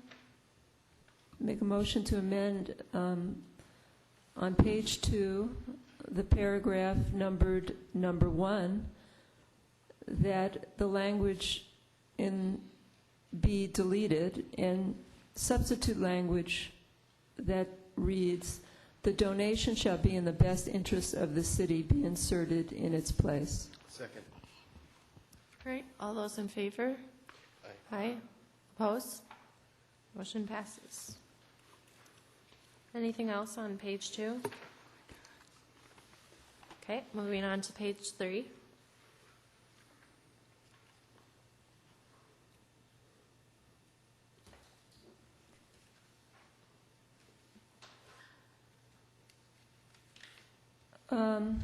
We discussed paragraph 3. I would like to see it say the city shall consider the cost of purchase, installation if required, and maintenance, rather than the donation shall cover the full cost. The city shall consider the costs, these costs.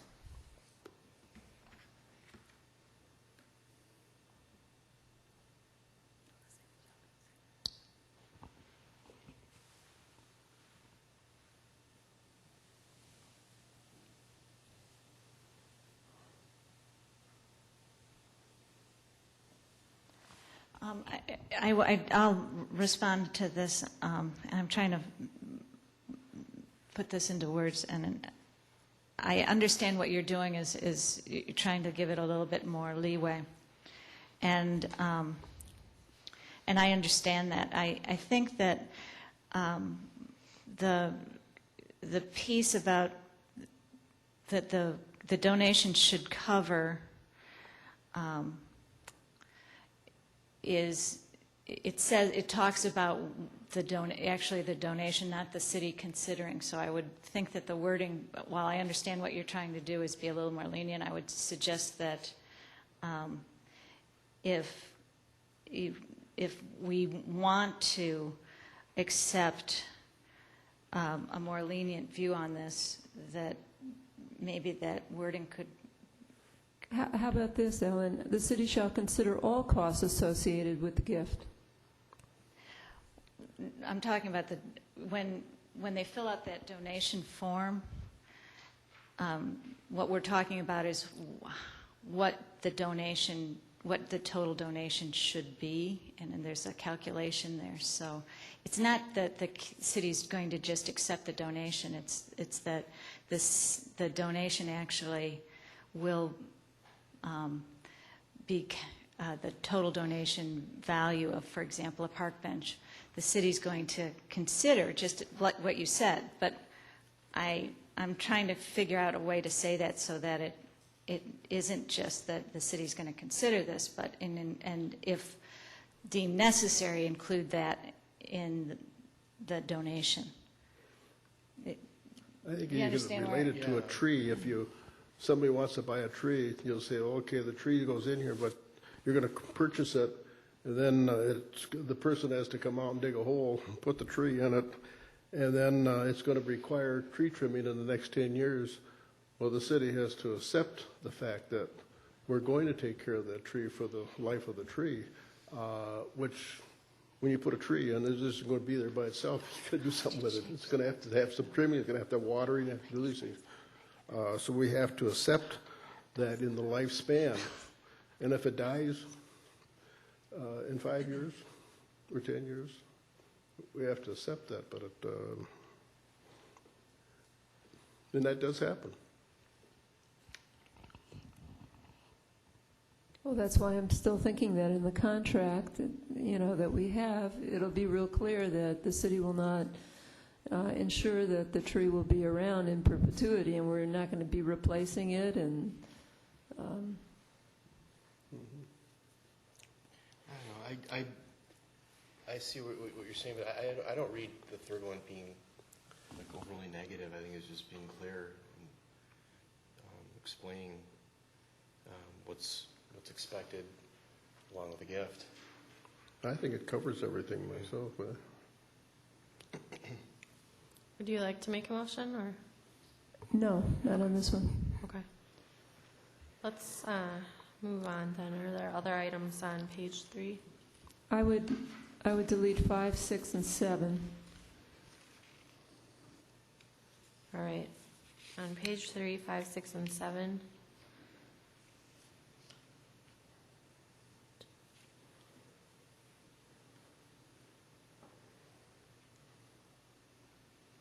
Could you tell us why, maybe?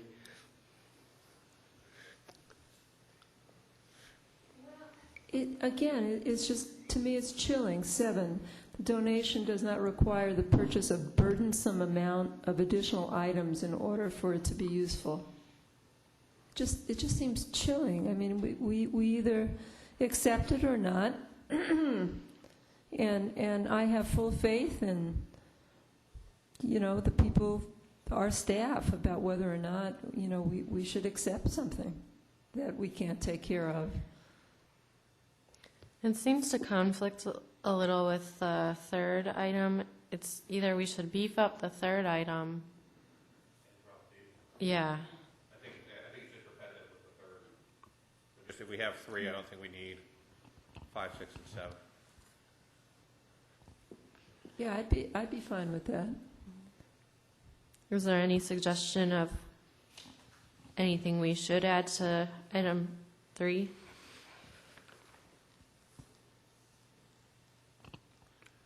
Can I address members of the Park Board? I really appreciate your doing this.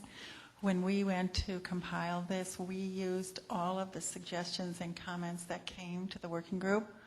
And so for some of those, we actually put in the language that we received. And I understand here where you're chilling because it's all from the the negative, shall not, whatever. And so I think what we decided as a group was to put it in as we received those suggestions or comments. So that's where the No, language yeah, came no, from. I understand that. It wasn't intended to be chilling. I think We that- wanted to be inclusive of all. We could Submissions. put, in 3, we could put repair, along next before maintenance, for any required repair and maintenance during the expected life, which takes out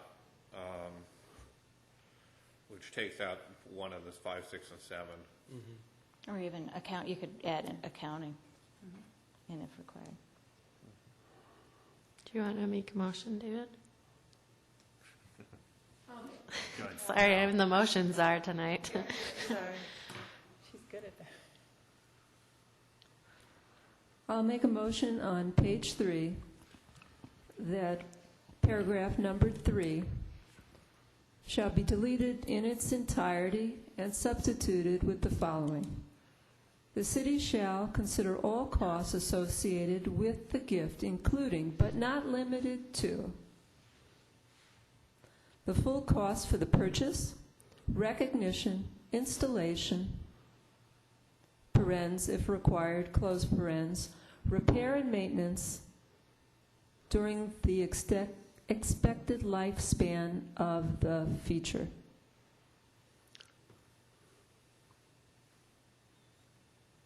Is there a second? All right, discussion? I like that all, except could we just switch it to the donation instead of the city considers? Donation should cover. Yes. Do you want to make an amendment to the motion? Yeah, I'd like to make an amendment that instead of beginning that sentence with the city considers to the donation should cover, and then follow it with what Louise said. Is there a second? Second motion. Discussion? All right, on the amendment, all those in favor? Aye. Aye. Opposed? The amendment passes. So the motion now starts with, The donation should shall cover cover yeah, The donation should cover, and you've got the rest. the full cost of the purchase. Right, that's what you said. all right, further discussion? All those in favor? Opposed? All right, the motion passes. Okay.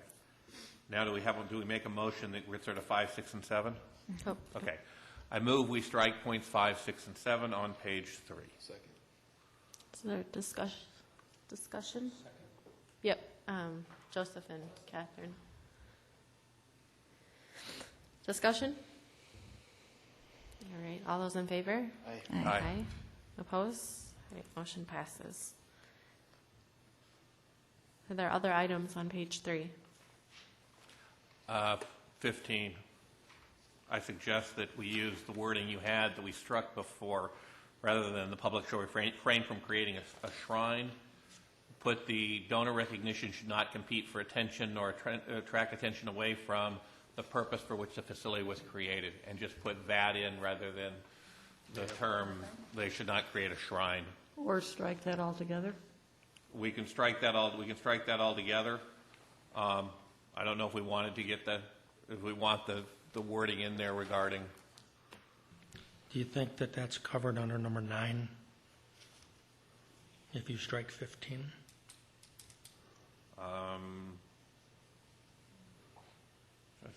It's close. Sure.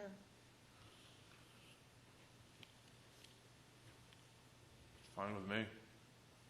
We can just strike 15. So they're just going to start this. Okay. I move we strike 15. I second. All right, discussion? I'm just curious as to why you don't want that in there. Well, number one, the wording in terms of creating a shrine is kind of I think if we're going to do that, I like the wording you have in the other paragraph that we took out, which just says that the donor recognition shouldn't interfere with the use, et cetera.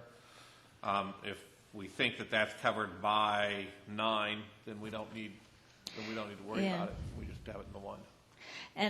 And it's this is actually, the public should refrain from creating a shrine. It's really not, it doesn't have as much to do with the donation as it does with having people deposit flowers or other things at a city amenity.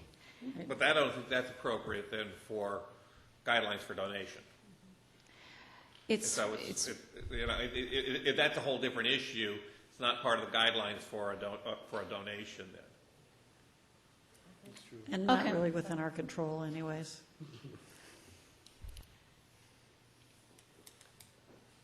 All right, so the motion has been seconded. Is there any other discussion? All right, all those in favor? Aye.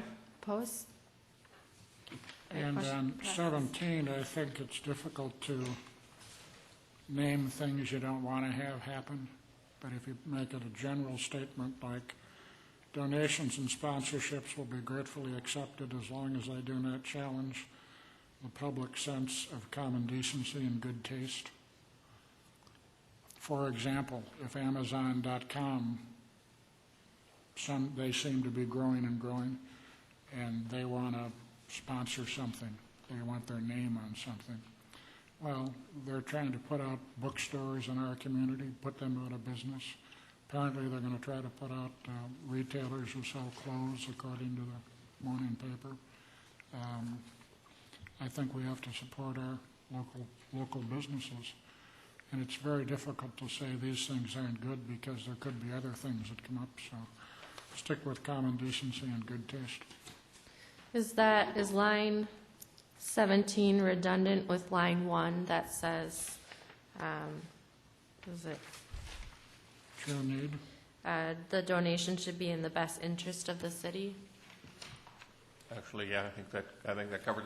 And the first paragraph, the first line in the top paragraph on page 2, all gifts should be in keeping with the mission, ordinance, philosophy, and policies of the city. I think that also covers it. So just delete 17. I think just delete 17. It's fine. Is that a motion, Dan? Second. All right, Joseph seconds. Discussion? All right, all those in favor? Aye. Opposed? Motion passes. All right, I'm sorry, I have Yep. one more comment. Paragraph 8, the donation shall not present real or perceived conflict of interest for the city. I'm okay with conflict of interest, but perceived, I don't know about perceived. That was actually a request by the assistant city manager, and I'm not actually sure why she wanted to put the insert real or perceived. But I have a feeling it is because it makes it a little bit it gives the city the opportunity to decline a donation. Okay, I defer to her, I think. all right, let's move on to page 4.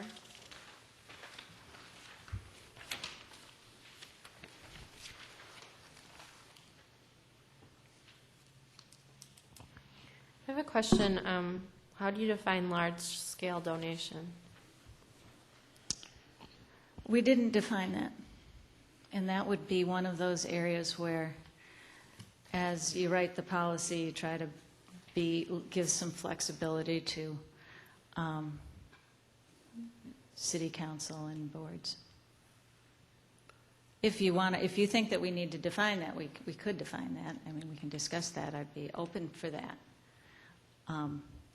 But originally, the policy did not have large scale in there, and it seemed as if we were creating record keeping and all sorts of unnecessary, possibly, bureaucracy.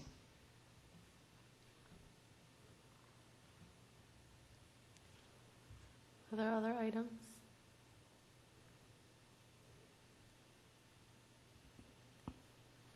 Okay, if there's nothing on page 4, we'll move to page 5.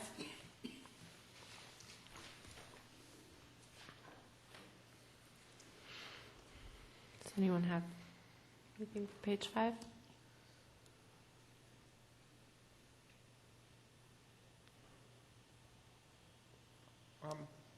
I'm not sure why the blue.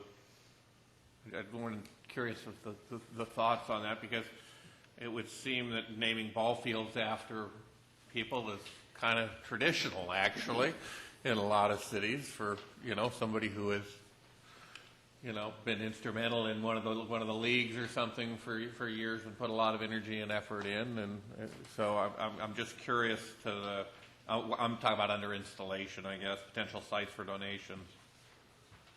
Yeah, that came up because people had mentioned that they felt that walking through a park should not feel like walking through a cemetery. And they were concerned that there was memorial plaques just in places where they don't expect to have to think about somebody's loss. And so that's why that was included in here.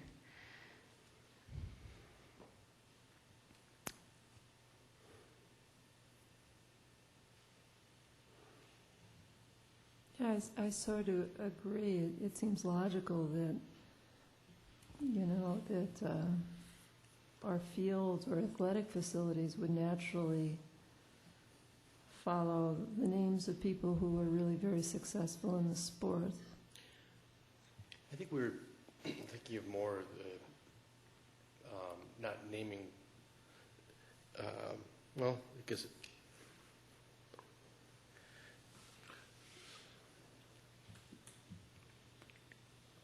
Do we really need that? I mean, we've got city personnel with the, city personnel is responsible for approving the installation of donations.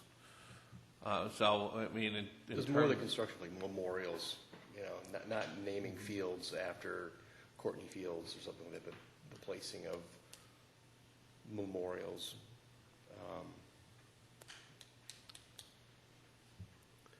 I do understand, David. I understand that that's what we do for most. When people donate, frequently it's because someone has passed away. So I do understand where you guys are coming from. I would like to hear more discussion on this, because this, as I said, the blue we did not discuss as a working group because this came in last week. Yeah. So I just typed it up, and I didn't want to disregard someone who had taken the time to comment on the policy. So I'm actually very interested in finding out if you want to include that, great. If you don't, I would just like to hear your comments. And So, Ellen, donations could be made for living people in these areas, correct? Right. Okay, so what would be the difference in appearance between the donations versus the memorials? There would possibly be, this is in memory of. It'd be the text, Yeah. right? But you'd still see a plaque walking by, right? In either case. So, at first glance, when you're walking through the park, Yeah. If you guys if you're uncomfortable with it, we're Fine with I personally don't think we need that statement at all. okay. All right, so let's make a motion that we strike the statement in blue. So we strike the statement under installation that begins with potential sites for donations on page 5. Okay, I'll second that. all right, further discussion? All those in favor? Aye. Opposed? Motion passes. Are there any other items on page 5? There's a comment been coming up that I've heard that if they one of the ball fields, Courtney Field might be a Hall of Fame field. How do you go about naming that, or how do you go about doing that? It's going to be the Hall of Fame field for the state of Minnesota.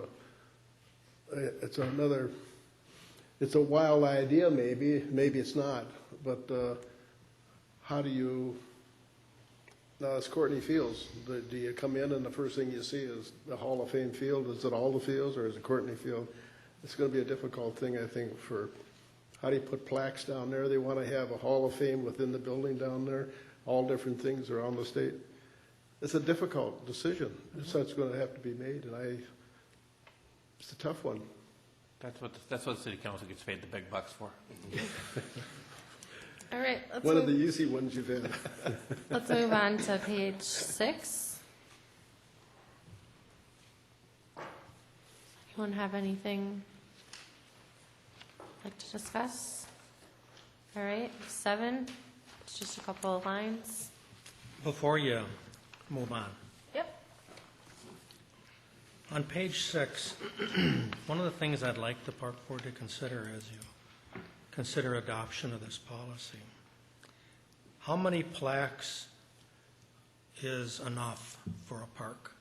Is it possible to have too many? At what point does it interfere with the real purpose of the park? There's language in here that basically has an infinite number of benches with plaques. You talk about memorials. There is a memorial at Courtney already. And there's a request to name one of the fields Veterans Field. There's talk of naming a field Hall of Fame Field. I think there are some parks now that have in the neighborhood of 24 of these memorials in a small park. How many is too many? And I just encourage you to think, I think that's the challenge for the park board when you're coming up with a policy, is think about the park experience. What is the park for? How do you want your visitor to the park feel during that experience in the park? Is it possible to have too many plaques? I think you need to ask yourself that question and formulate a policy that answers that.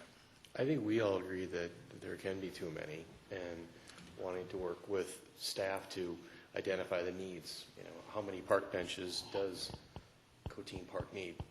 Not that there's going to be 30 of them in there with huge plaques. We wanted to try to have uniformity of sizing of plaques and the way the benches look, so that there's symmetry throughout the park system. I think we agreed that things like we didn't feel it was necessary to put a plaque on a tree if somebody donated a tree. I mean, there's no need for somebody to go out with a metal detector 25 years later to try to find somebody's plaque. Some of that should be simply the burden of the person, or the simple knowledge that they donated that tree, or finding some way to put on an online registry for certain things like trees, just to try to keep the park experience about enjoying the park, not always about it being a shrine or a memorial. You know, as our community ages, there's going to be more requests, as you see probably every day. So, I can share with you my own firsthand experience.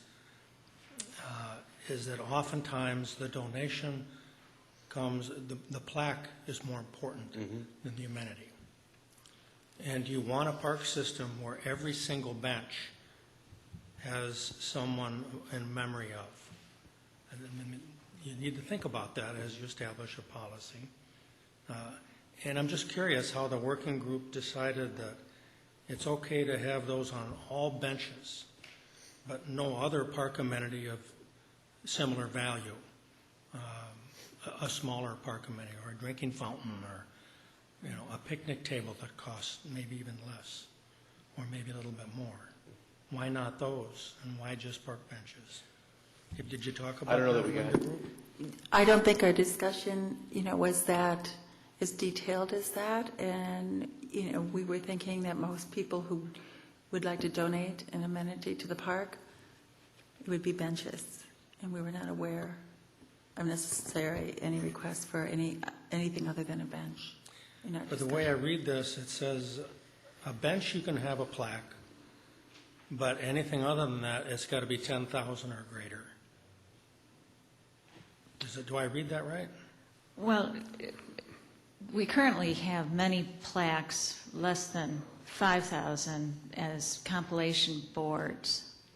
So the difference is that, yes, you can be recognized on a board with other donors, and that's consistent. That's part of the current policy.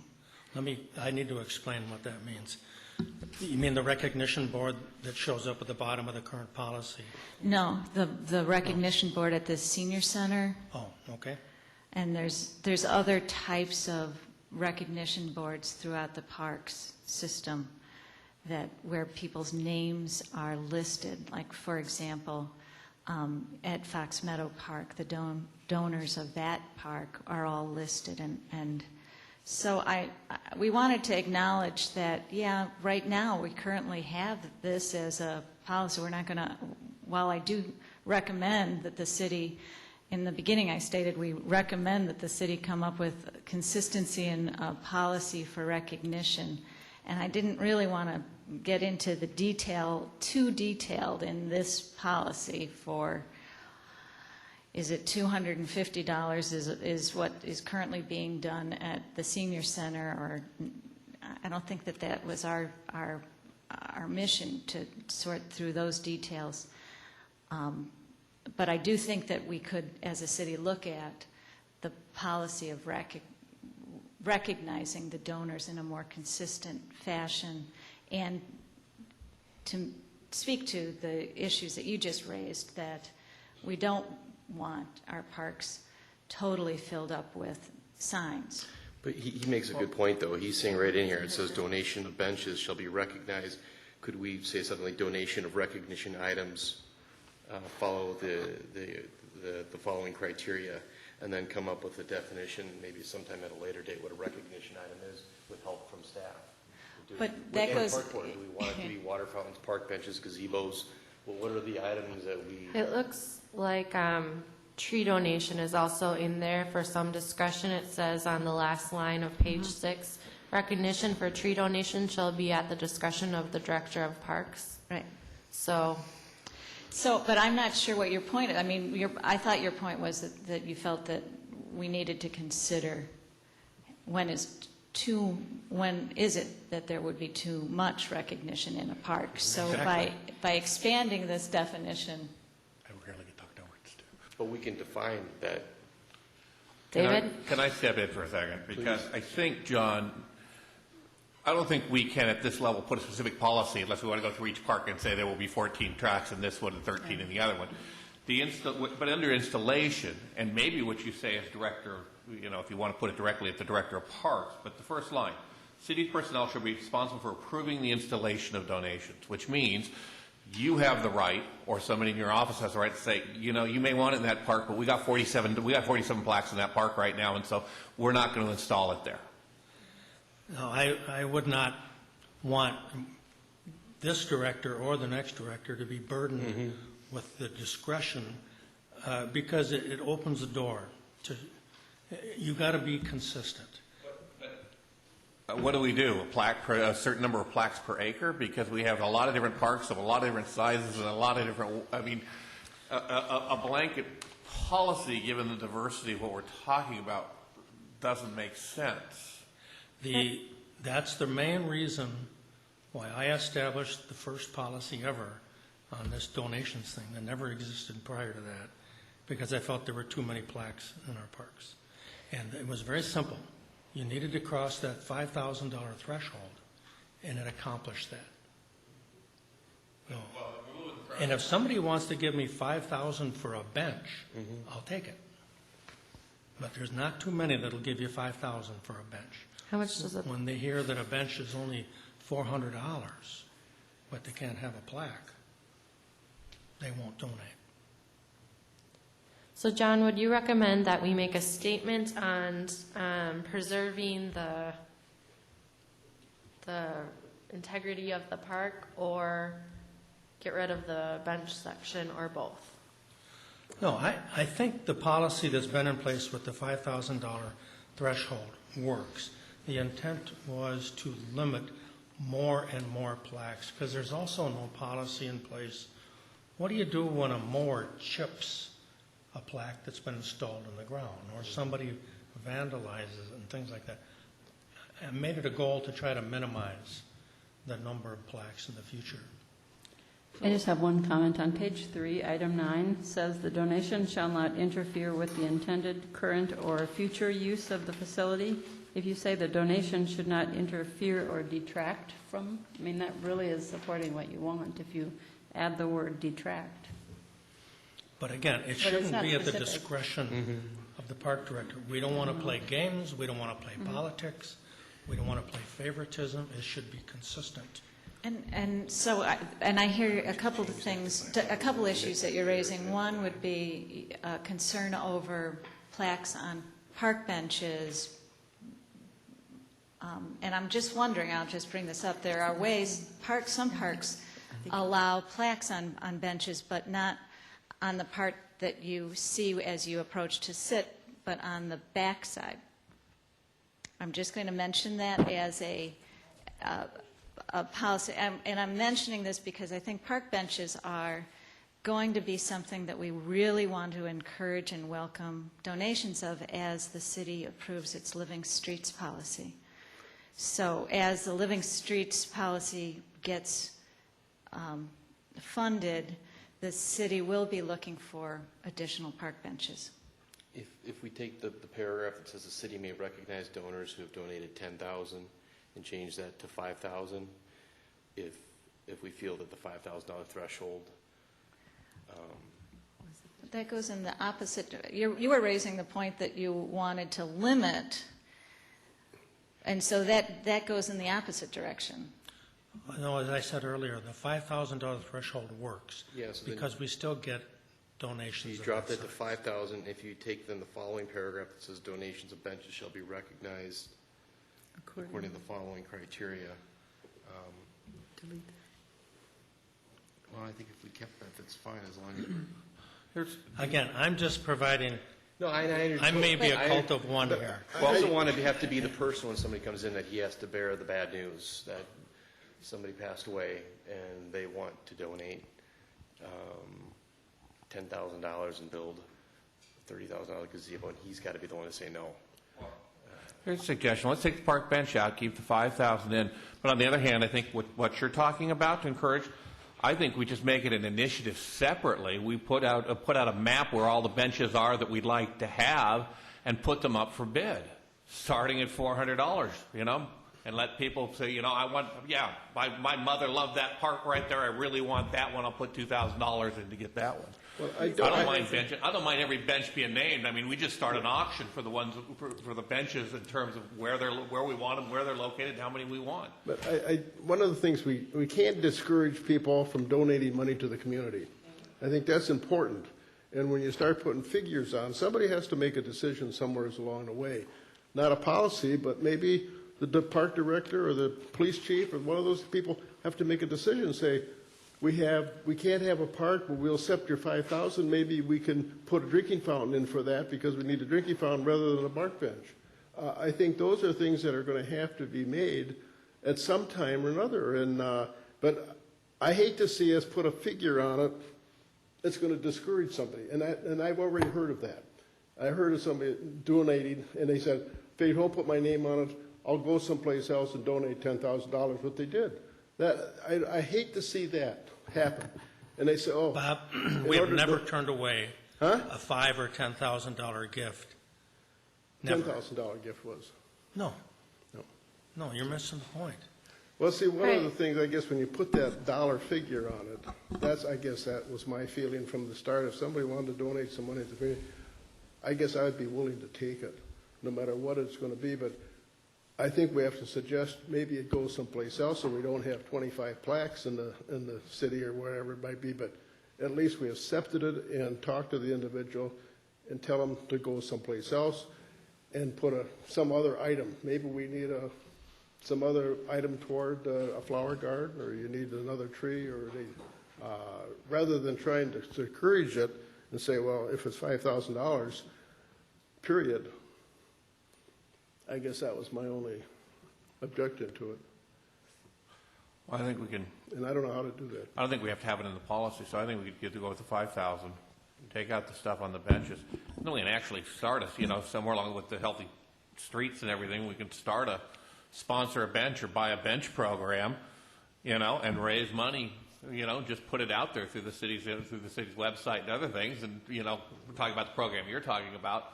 We just go out there and go after it and see who wants to buy them, who wants to buy what benches, and leave it open for auction and see what we get. I think, the market will work on stuff like that, and it's not a big headache. Would they get a plaque on the bench? What? Sure, Are you why not? suggesting they would have a plaque then? Yeah, sure, why not? I don't see any problem with having plaques on benches. Every bench in the city gets sponsored, cool. In terms of having plaques on the ground and other places, yeah, I think I think you're right. That's much more problematic, that's where the $5,000 kind of hurdle comes in. I like your approach, David, but wouldn't this policy prohibit a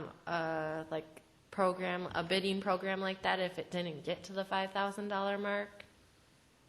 If we take the stuff out on benches, does it? I think that just says for a plaque, doesn't it? Actually, the next paragraph talks about donors of benches shall be recognized according to the following criteria. Standard recognition plaques shall be used on donated benches to promote consistency in cost, size, type of mounting with plaque language approved by the city. Bench plaques should be a maximum of 3 inches high by 6 inches wide. Very discreet plaques. So I don't see that what you're suggesting It works within that. I think it works within this policy. Okay. And so what I'm hearing, though, is that there's some reluctance about changing the language or the language of stating which the 10,000. Is that what I'm hearing, or is? I don't know how people here feel about the third paragraph. If you wanted to just comment on that, I think that's almost the last one we've got to work through. So I think the bidding process sounds a little bit complicated and how we would coordinate Yeah. that. If we just, to simplify this, change the 10,000 to 5,000, and keep that. remove, Just keep that in there. That works. honestly, I think that 3 inches by 6 inches was bigger than what we were talking about before. That's pretty big to put on a park bench. Oh. Yeah, I thought that we were. Should we make is there a motion on the dollar amount? It's a maximum. 3 by 6. I thought we were talking like small plaques. Oh.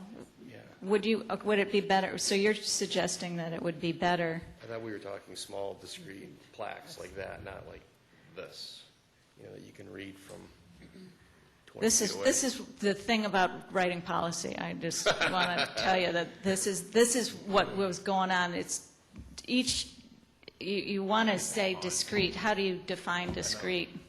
Somebody's going to say 3 by 6 is too big.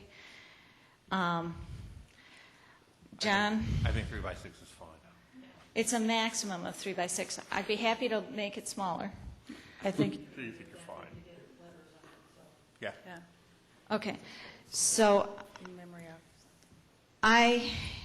somebody else should make a motion because I'm proposing these. And I would propose to keep the bench paragraph, and if somebody else wants to speak to the third paragraph there, I'd be curious to hear. So the change is upping it to 10 from 5 to 10. The change is from 5 to 10. That you guys are suggesting. And John, is you suggesting that that's too high? We should keep it at 5? I would recommend it, but Okay. 10 would certainly reduce the number of plaques more and donations. Well, if you think it will reduce the number of donations, that's not what my intent for writing this policy was. So, I mean, but I want to say that the current policy has recognition on a board with ranges of donation with your name among other donors. So they're not, from what I read in that policy, and that board has never been built. So what we're doing is we're saying the current we're changing the current policy, which would be putting people's name on a compilation board centrally located, to allowing individual plaques. And that was honestly, what my thinking of was we really don't want that many plaques all over the parks. And so if we're not going to be putting a name on a compilation board, but we're going to be allowing individual plaques, then we should raise the donation amount. But so that was my logic. If we want to suggest that we create an actual compilation board so that people could donate and have their name for $5,000 donations, then maybe that would be another way to get around it. I honestly, I would really appreciate hearing everybody's opinion on this. I'm trying to get. So so what we could do is have whatever the $5,000 to $10,000 hurdle, and somewhere in every park we could have some kind of a larger, like if you've ever been to Mount Rushmore, you know how you go into the new one, and on the side they've got the big that says $200,000 donor, $100,000, and lists the names. I mean, is that what we're talking about potentially trying to do? So well, that was smaller donors, $1,000 they're on the compilation board, and at the $10,000 level they're. That was what was the original policy that we are rewriting, had that wording in it and had one board centrally located, not one in each of the parks. Yeah, the concept was to make it look like a challenge for people to walk in and saw it at City Hall. When we built the new building, they said, we don't have a wall where that's going to work, so we're not going to have that. Mm-hmm. So it never happened. And the other piece is this is a citywide policy, so it's not, I want to make sure we're careful that we don't craft policy that's specific to parks. So this would be similar to if somebody was donating to the police department or the fire department, we're creating policy for the city. Being of the mind of if it ain't broke, don't fix it. How do we replace 10,000 with 5,000, which is the current policy in this paragraph? It says the city may recognize donors who. Okay, so the current policy is you donate $5,000 or more, you get a plaque. Is that current policy? So rather than 10,000, let's put it back, and that's working well. Okay. I think it is. Okay. Okay. But not everybody would agree with me, because some feel that we should have plaques on everything. But 10,000 is going to be a bigger hurdle. Oh, absolutely. And so we aren't doing, in your estimation, we aren't putting too many plaques out at 5,000. Correct. We get enough that's reasonable. Okay. So why don't we do that? Why don't we shift it down to 5,000 and call it a night? Okay. Let a motion. So we're making a motion to change 10,000 to 5,000. In that paragraph. Yes. And I second the motion. All right. Discussion? All those in favor? Aye. Opposed? All right, motion fails. Any other items? Yeah, could I just say one last thing? There are a lot of benches that are in the city and in parks around the state that have plaques that are very small, discreet. 3 inches by 6 inches is really large. It's going to be the first thing you notice when you see that bench. And I'd like to either talk about removing it or having that be at the discretion of staff so that there's consistency in the plaque size. You can go down to Arneson Acres Park, Roslyn Park, and there's a bench that's right by the lake, and the plaque is about like that big. So that collected $5,000, and it's a brass plaque, and it's just engraved, and you can read it, and it doesn't have to be read from 50 feet away. So maybe you'd like to propose that paragraph include a wording, something like smaller than, as small as possible, and no larger than 3 by 6. Smaller than the bread box. The problem is having it 3 by 6. I mean, it's large enough for people to read. But I don't see what's wrong with having somebody say in memoriam for Joe Smith, and it being on a 3x6 versus a 1x2. Well, you know, I have to say, even if the plaques are on the backs of the benches, most of the benches, especially those that are surrounding a lake, face towards the lake. And so if you're a runner and you're running on the path and you're visual, and I seem to read everything all the time, it is really distracting. So I disagree. Okay. All right. There we go. And I agree that they should be as small as possible, and I don't know, honestly, I don't know how, and you want it as small as possible as well. Not as small as possible, but I mean, there are some that are out there that are probably no more than about 4 square inches. Right, yeah, I mean, they're... I think you have to, as we go down the road, benches are being changed in style and the direction. And I was just down in Florida, and I went through a park down there, and I took all kinds of pictures of names on park benches. And they were, to me, they weren't offensive because they were all uniform. So every plaque was kind of oblong, you know, and it didn't distract. And I think, to me, it was surprising. There were all kinds of benches, and but to put a figure on it, I'm still going back to the dollar figure on it, saying you don't get a donation unless you don't get a plaque unless you donate $5,000. Is there a suggestion then on the size of the plaque? 6 square inches. Second. You wore me down. All right. Discussion.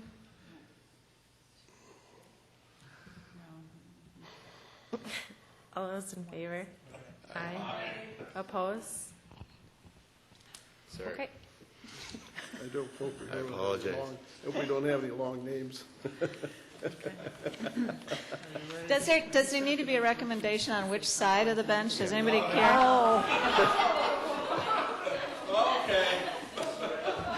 Are you ready for a motion on Another thing that, approve it as amended? you know, that you Yep. haven't I talked so about move. in relations.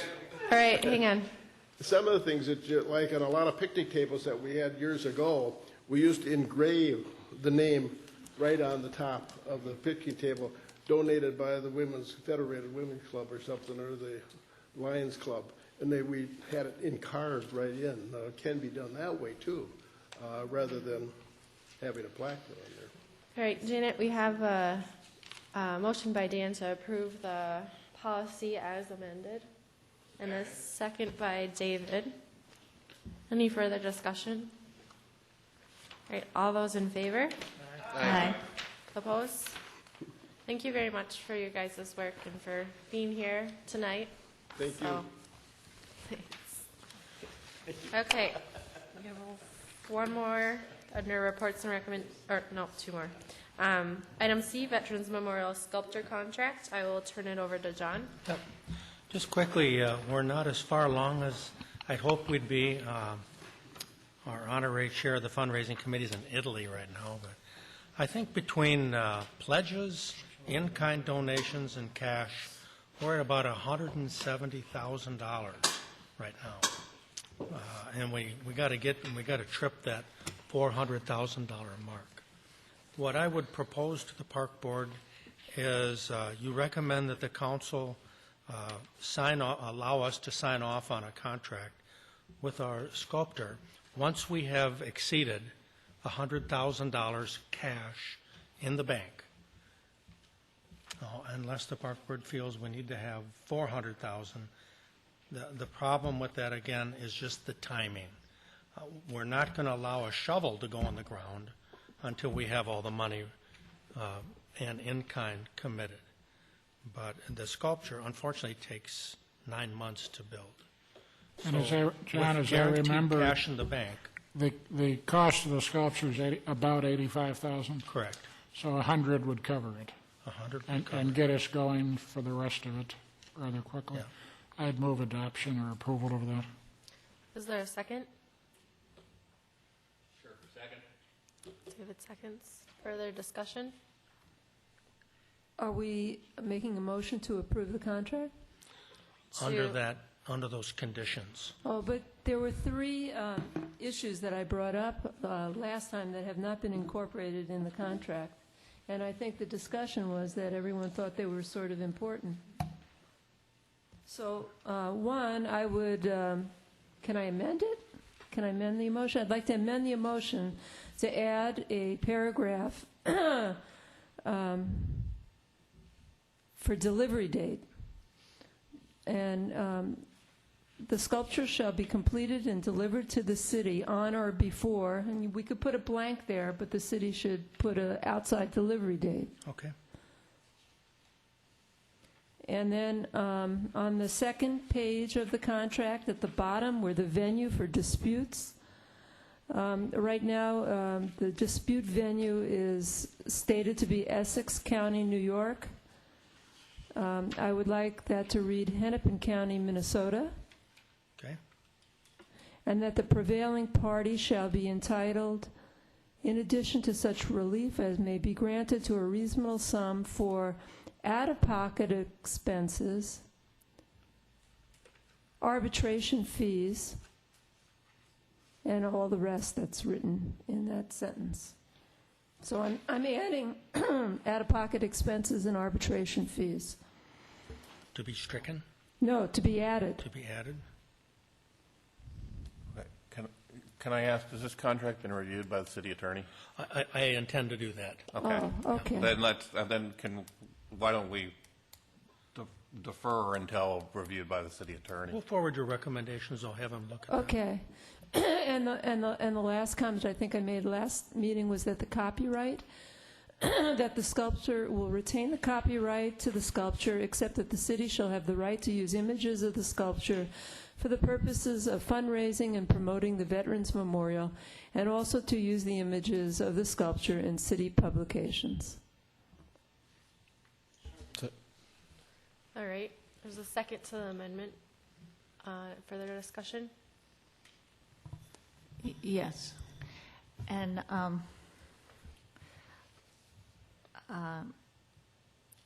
think that this is the issue that I brought up before about the fact that we are creating, while we have funding for the sculpture, we don't yet have funding for the installation of the patio and the courtyard where this is going to be. And so I was wondering if we could have a little discussion about how you all felt about committing ourselves to this. The policy we just passed, the donation policy that we just passed, allows for us, allows for the city to contract for these types of things, but it needs to go through the city council so that city council realizes where we are on that contract and what we're suggesting. So I would go by what we just passed, which is to say this needs to go to city council to. Yeah. Okay. So so I guess I will word it more. To make exceptions to our policy requires approval of city council with the amount needed to complete the project clearly stated and available in the budget. So that'd be 400,000. Yes, that be part of the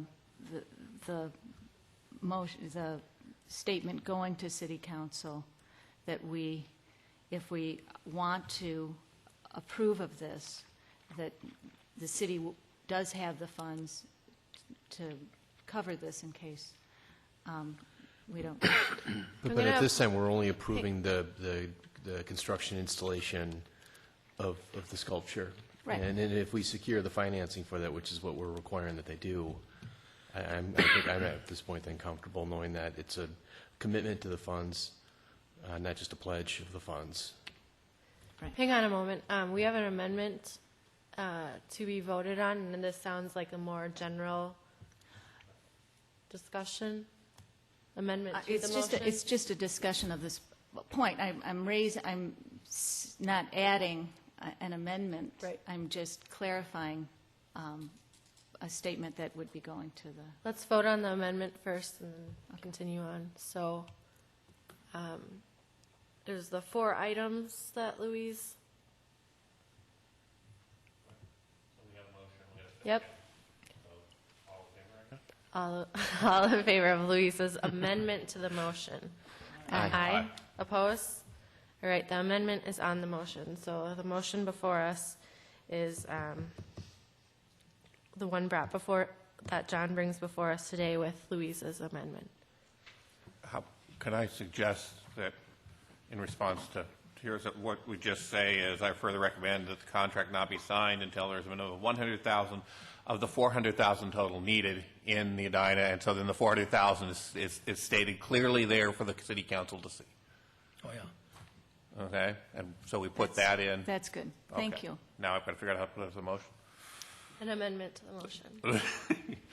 Okay, so I propose an amendment to the motion that the line that reads, I further recommend that the contract not be signed until there is a minimum of 100,000 in the Edina Community Foundation's Veterans Memorial account be changed to read until there is a minimum of 100,000 of the 400,000 needed in the Edina Community Foundation's Veterans Memorial account.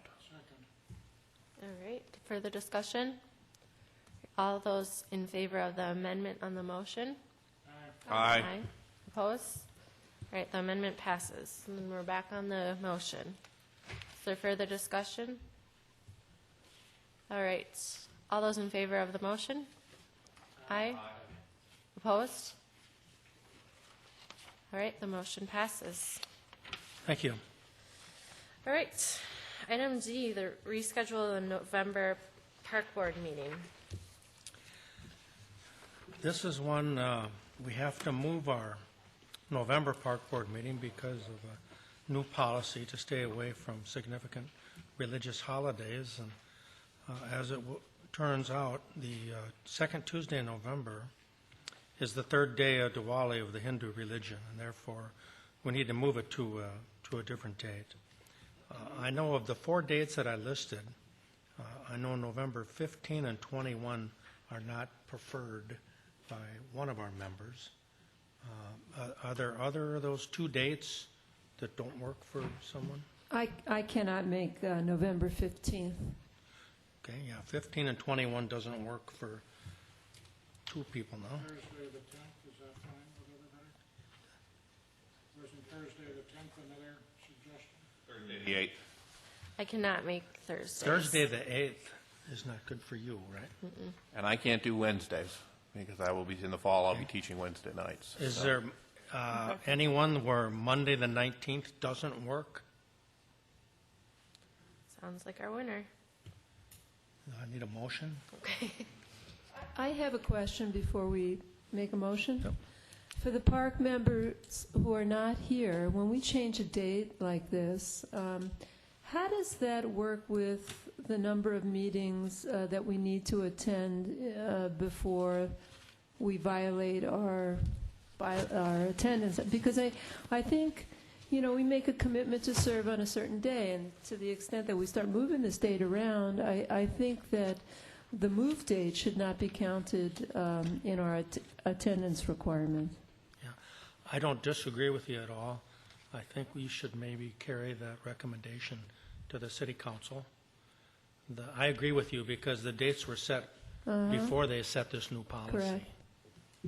So I think you should, if you'd want, make a recommendation, see if it goes, that you establish the 19th as the date, and that it doesn't count against your attendance record of 75%. Can we get credit if we make it? Extra credit. But I think that's reasonable And to that ask. is true. If you run into canceled meetings, you are kind of running the risk of not being able to make up for it. So it goes both ways. Yeah, that's true. Luckily, we did have the member that's not here tonight chime in. So I will always ask members to weigh in if they know it's on the agenda and they can't vote on it.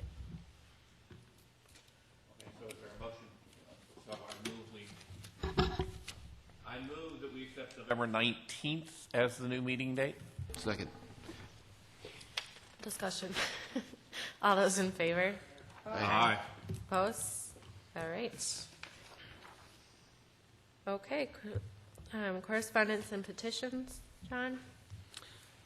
I think we still are periodically receiving emails that Janet continues to add to the master list for both Hornet's Nest and the Edinburgh study. And we'll continue to forward those to you periodically so we don't fill your email box all the time.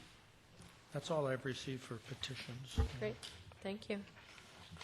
All right, chair and board member comments. I'll just tell you, John, that we had some soccer games at the Braemar soccer field, and all the parents were raving over the condition of the field, so thanks for that. Yeah, thank you. I just want to call everyone's attention to, there was an article that was, I saw it on the online Star Tribune around the Hornet's Nest, and I sent it to John so he can, I sent him the link so he can send it out to the group. So. And I'm curious to hear any word about the golf dome and the sports dome. Okay. You want to hear that now, or?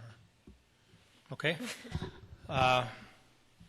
The sports dome, we expect to receive a full report in the next day from Cunningham and Anderson Johnson.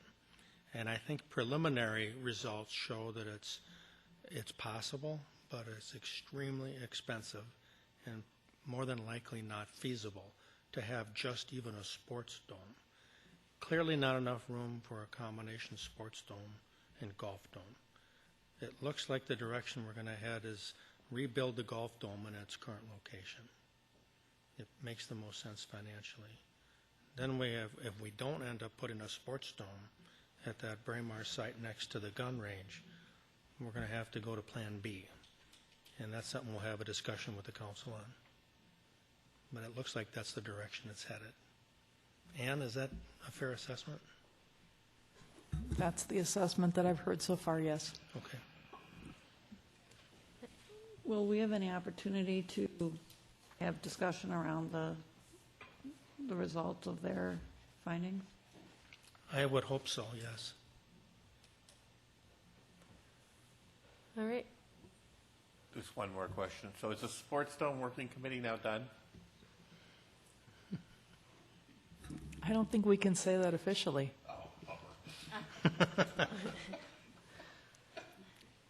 All right, should we move on to staff comments? You kind of covered that. I have just a couple quick Yep. things. Handed out tonight, and when you get time, look at it, Gallagher Drive roadway improvement that Wayne Hool had in front of the city council includes one of the first sections we're going to develop, knowing that the 9-mile trail is coming our way. And it would significantly narrow Gallagher Drive, and so to make room for a 10-foot wide path on the east side of Gallagher between west of France and north of Park Lawn. So, and Three Rivers would pay for about $125,000 of that. So it's good that they're working in conjunction with that. If they're doing some work down in that area, is there anything that the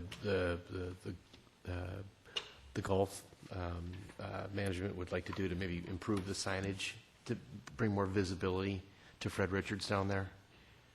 I can certainly ask. What do you have in mind? I don't have anything in mind. I'm just kind of curious because sometimes people say it's kind of hard to find. It is hard to find. It's a tough location. Mm-hmm. So I don't know if it'd be making it bigger or And a lighted sign. Or we, unfortunately, have to abide by our own sign ordinance, so we're limited. That one sign you see is what we get.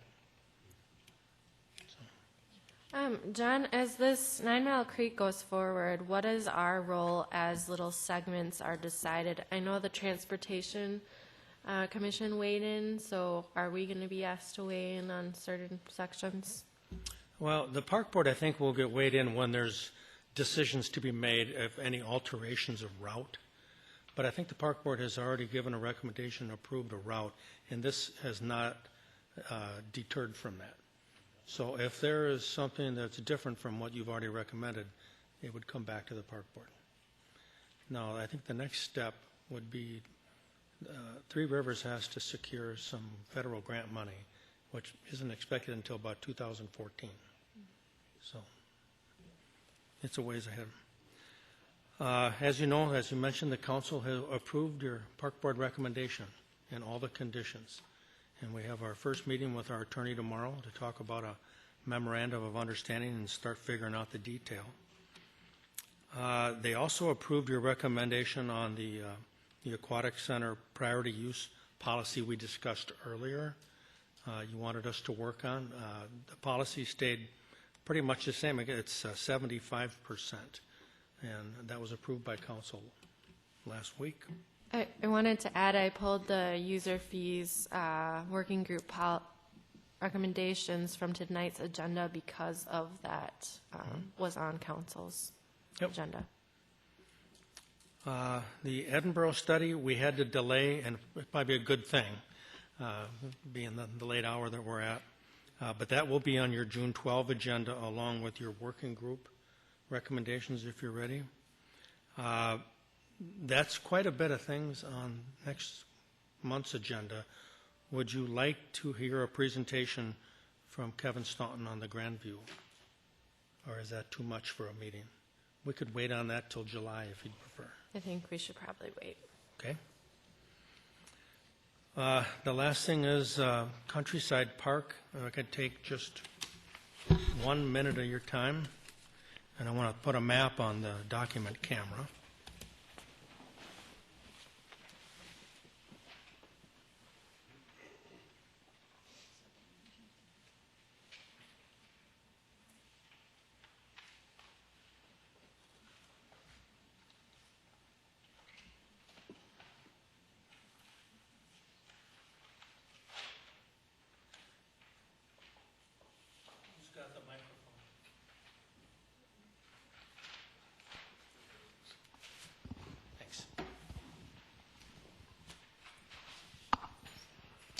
Okay, as you recall, we went through a pretty extensive public process and came up with this master plan for Countryside Park.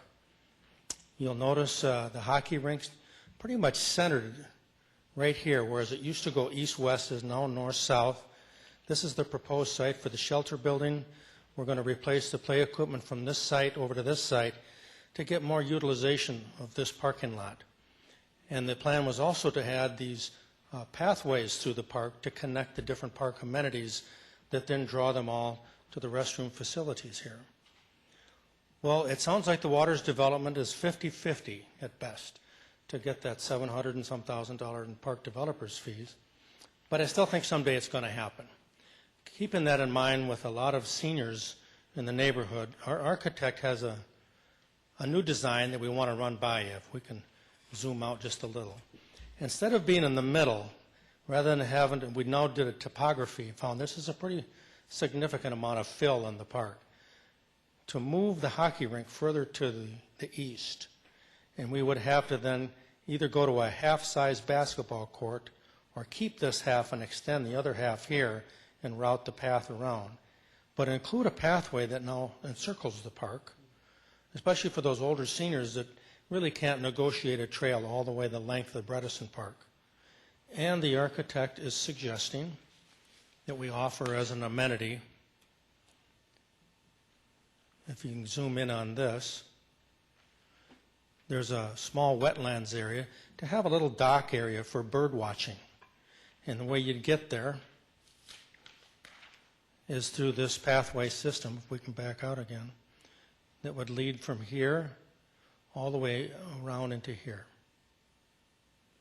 Instead of the shelter building being here, it would be flip-flopped to put the play structure here and the shelter building down here. And forget this is not an option. But again, to run this by the neighborhood, it's not a significant difference in plan, but enough that I would like to run this by the Countryside Park Neighborhood Group and get both your input and their input. So if you have any thoughts on this, I'd appreciate either a phone call, email. Just let me know your thoughts. That was it. Thank you, John. And thank you for everyone for a later night. Is there a motion to adjourn? All right. Second. All those in favor? Aye. All right.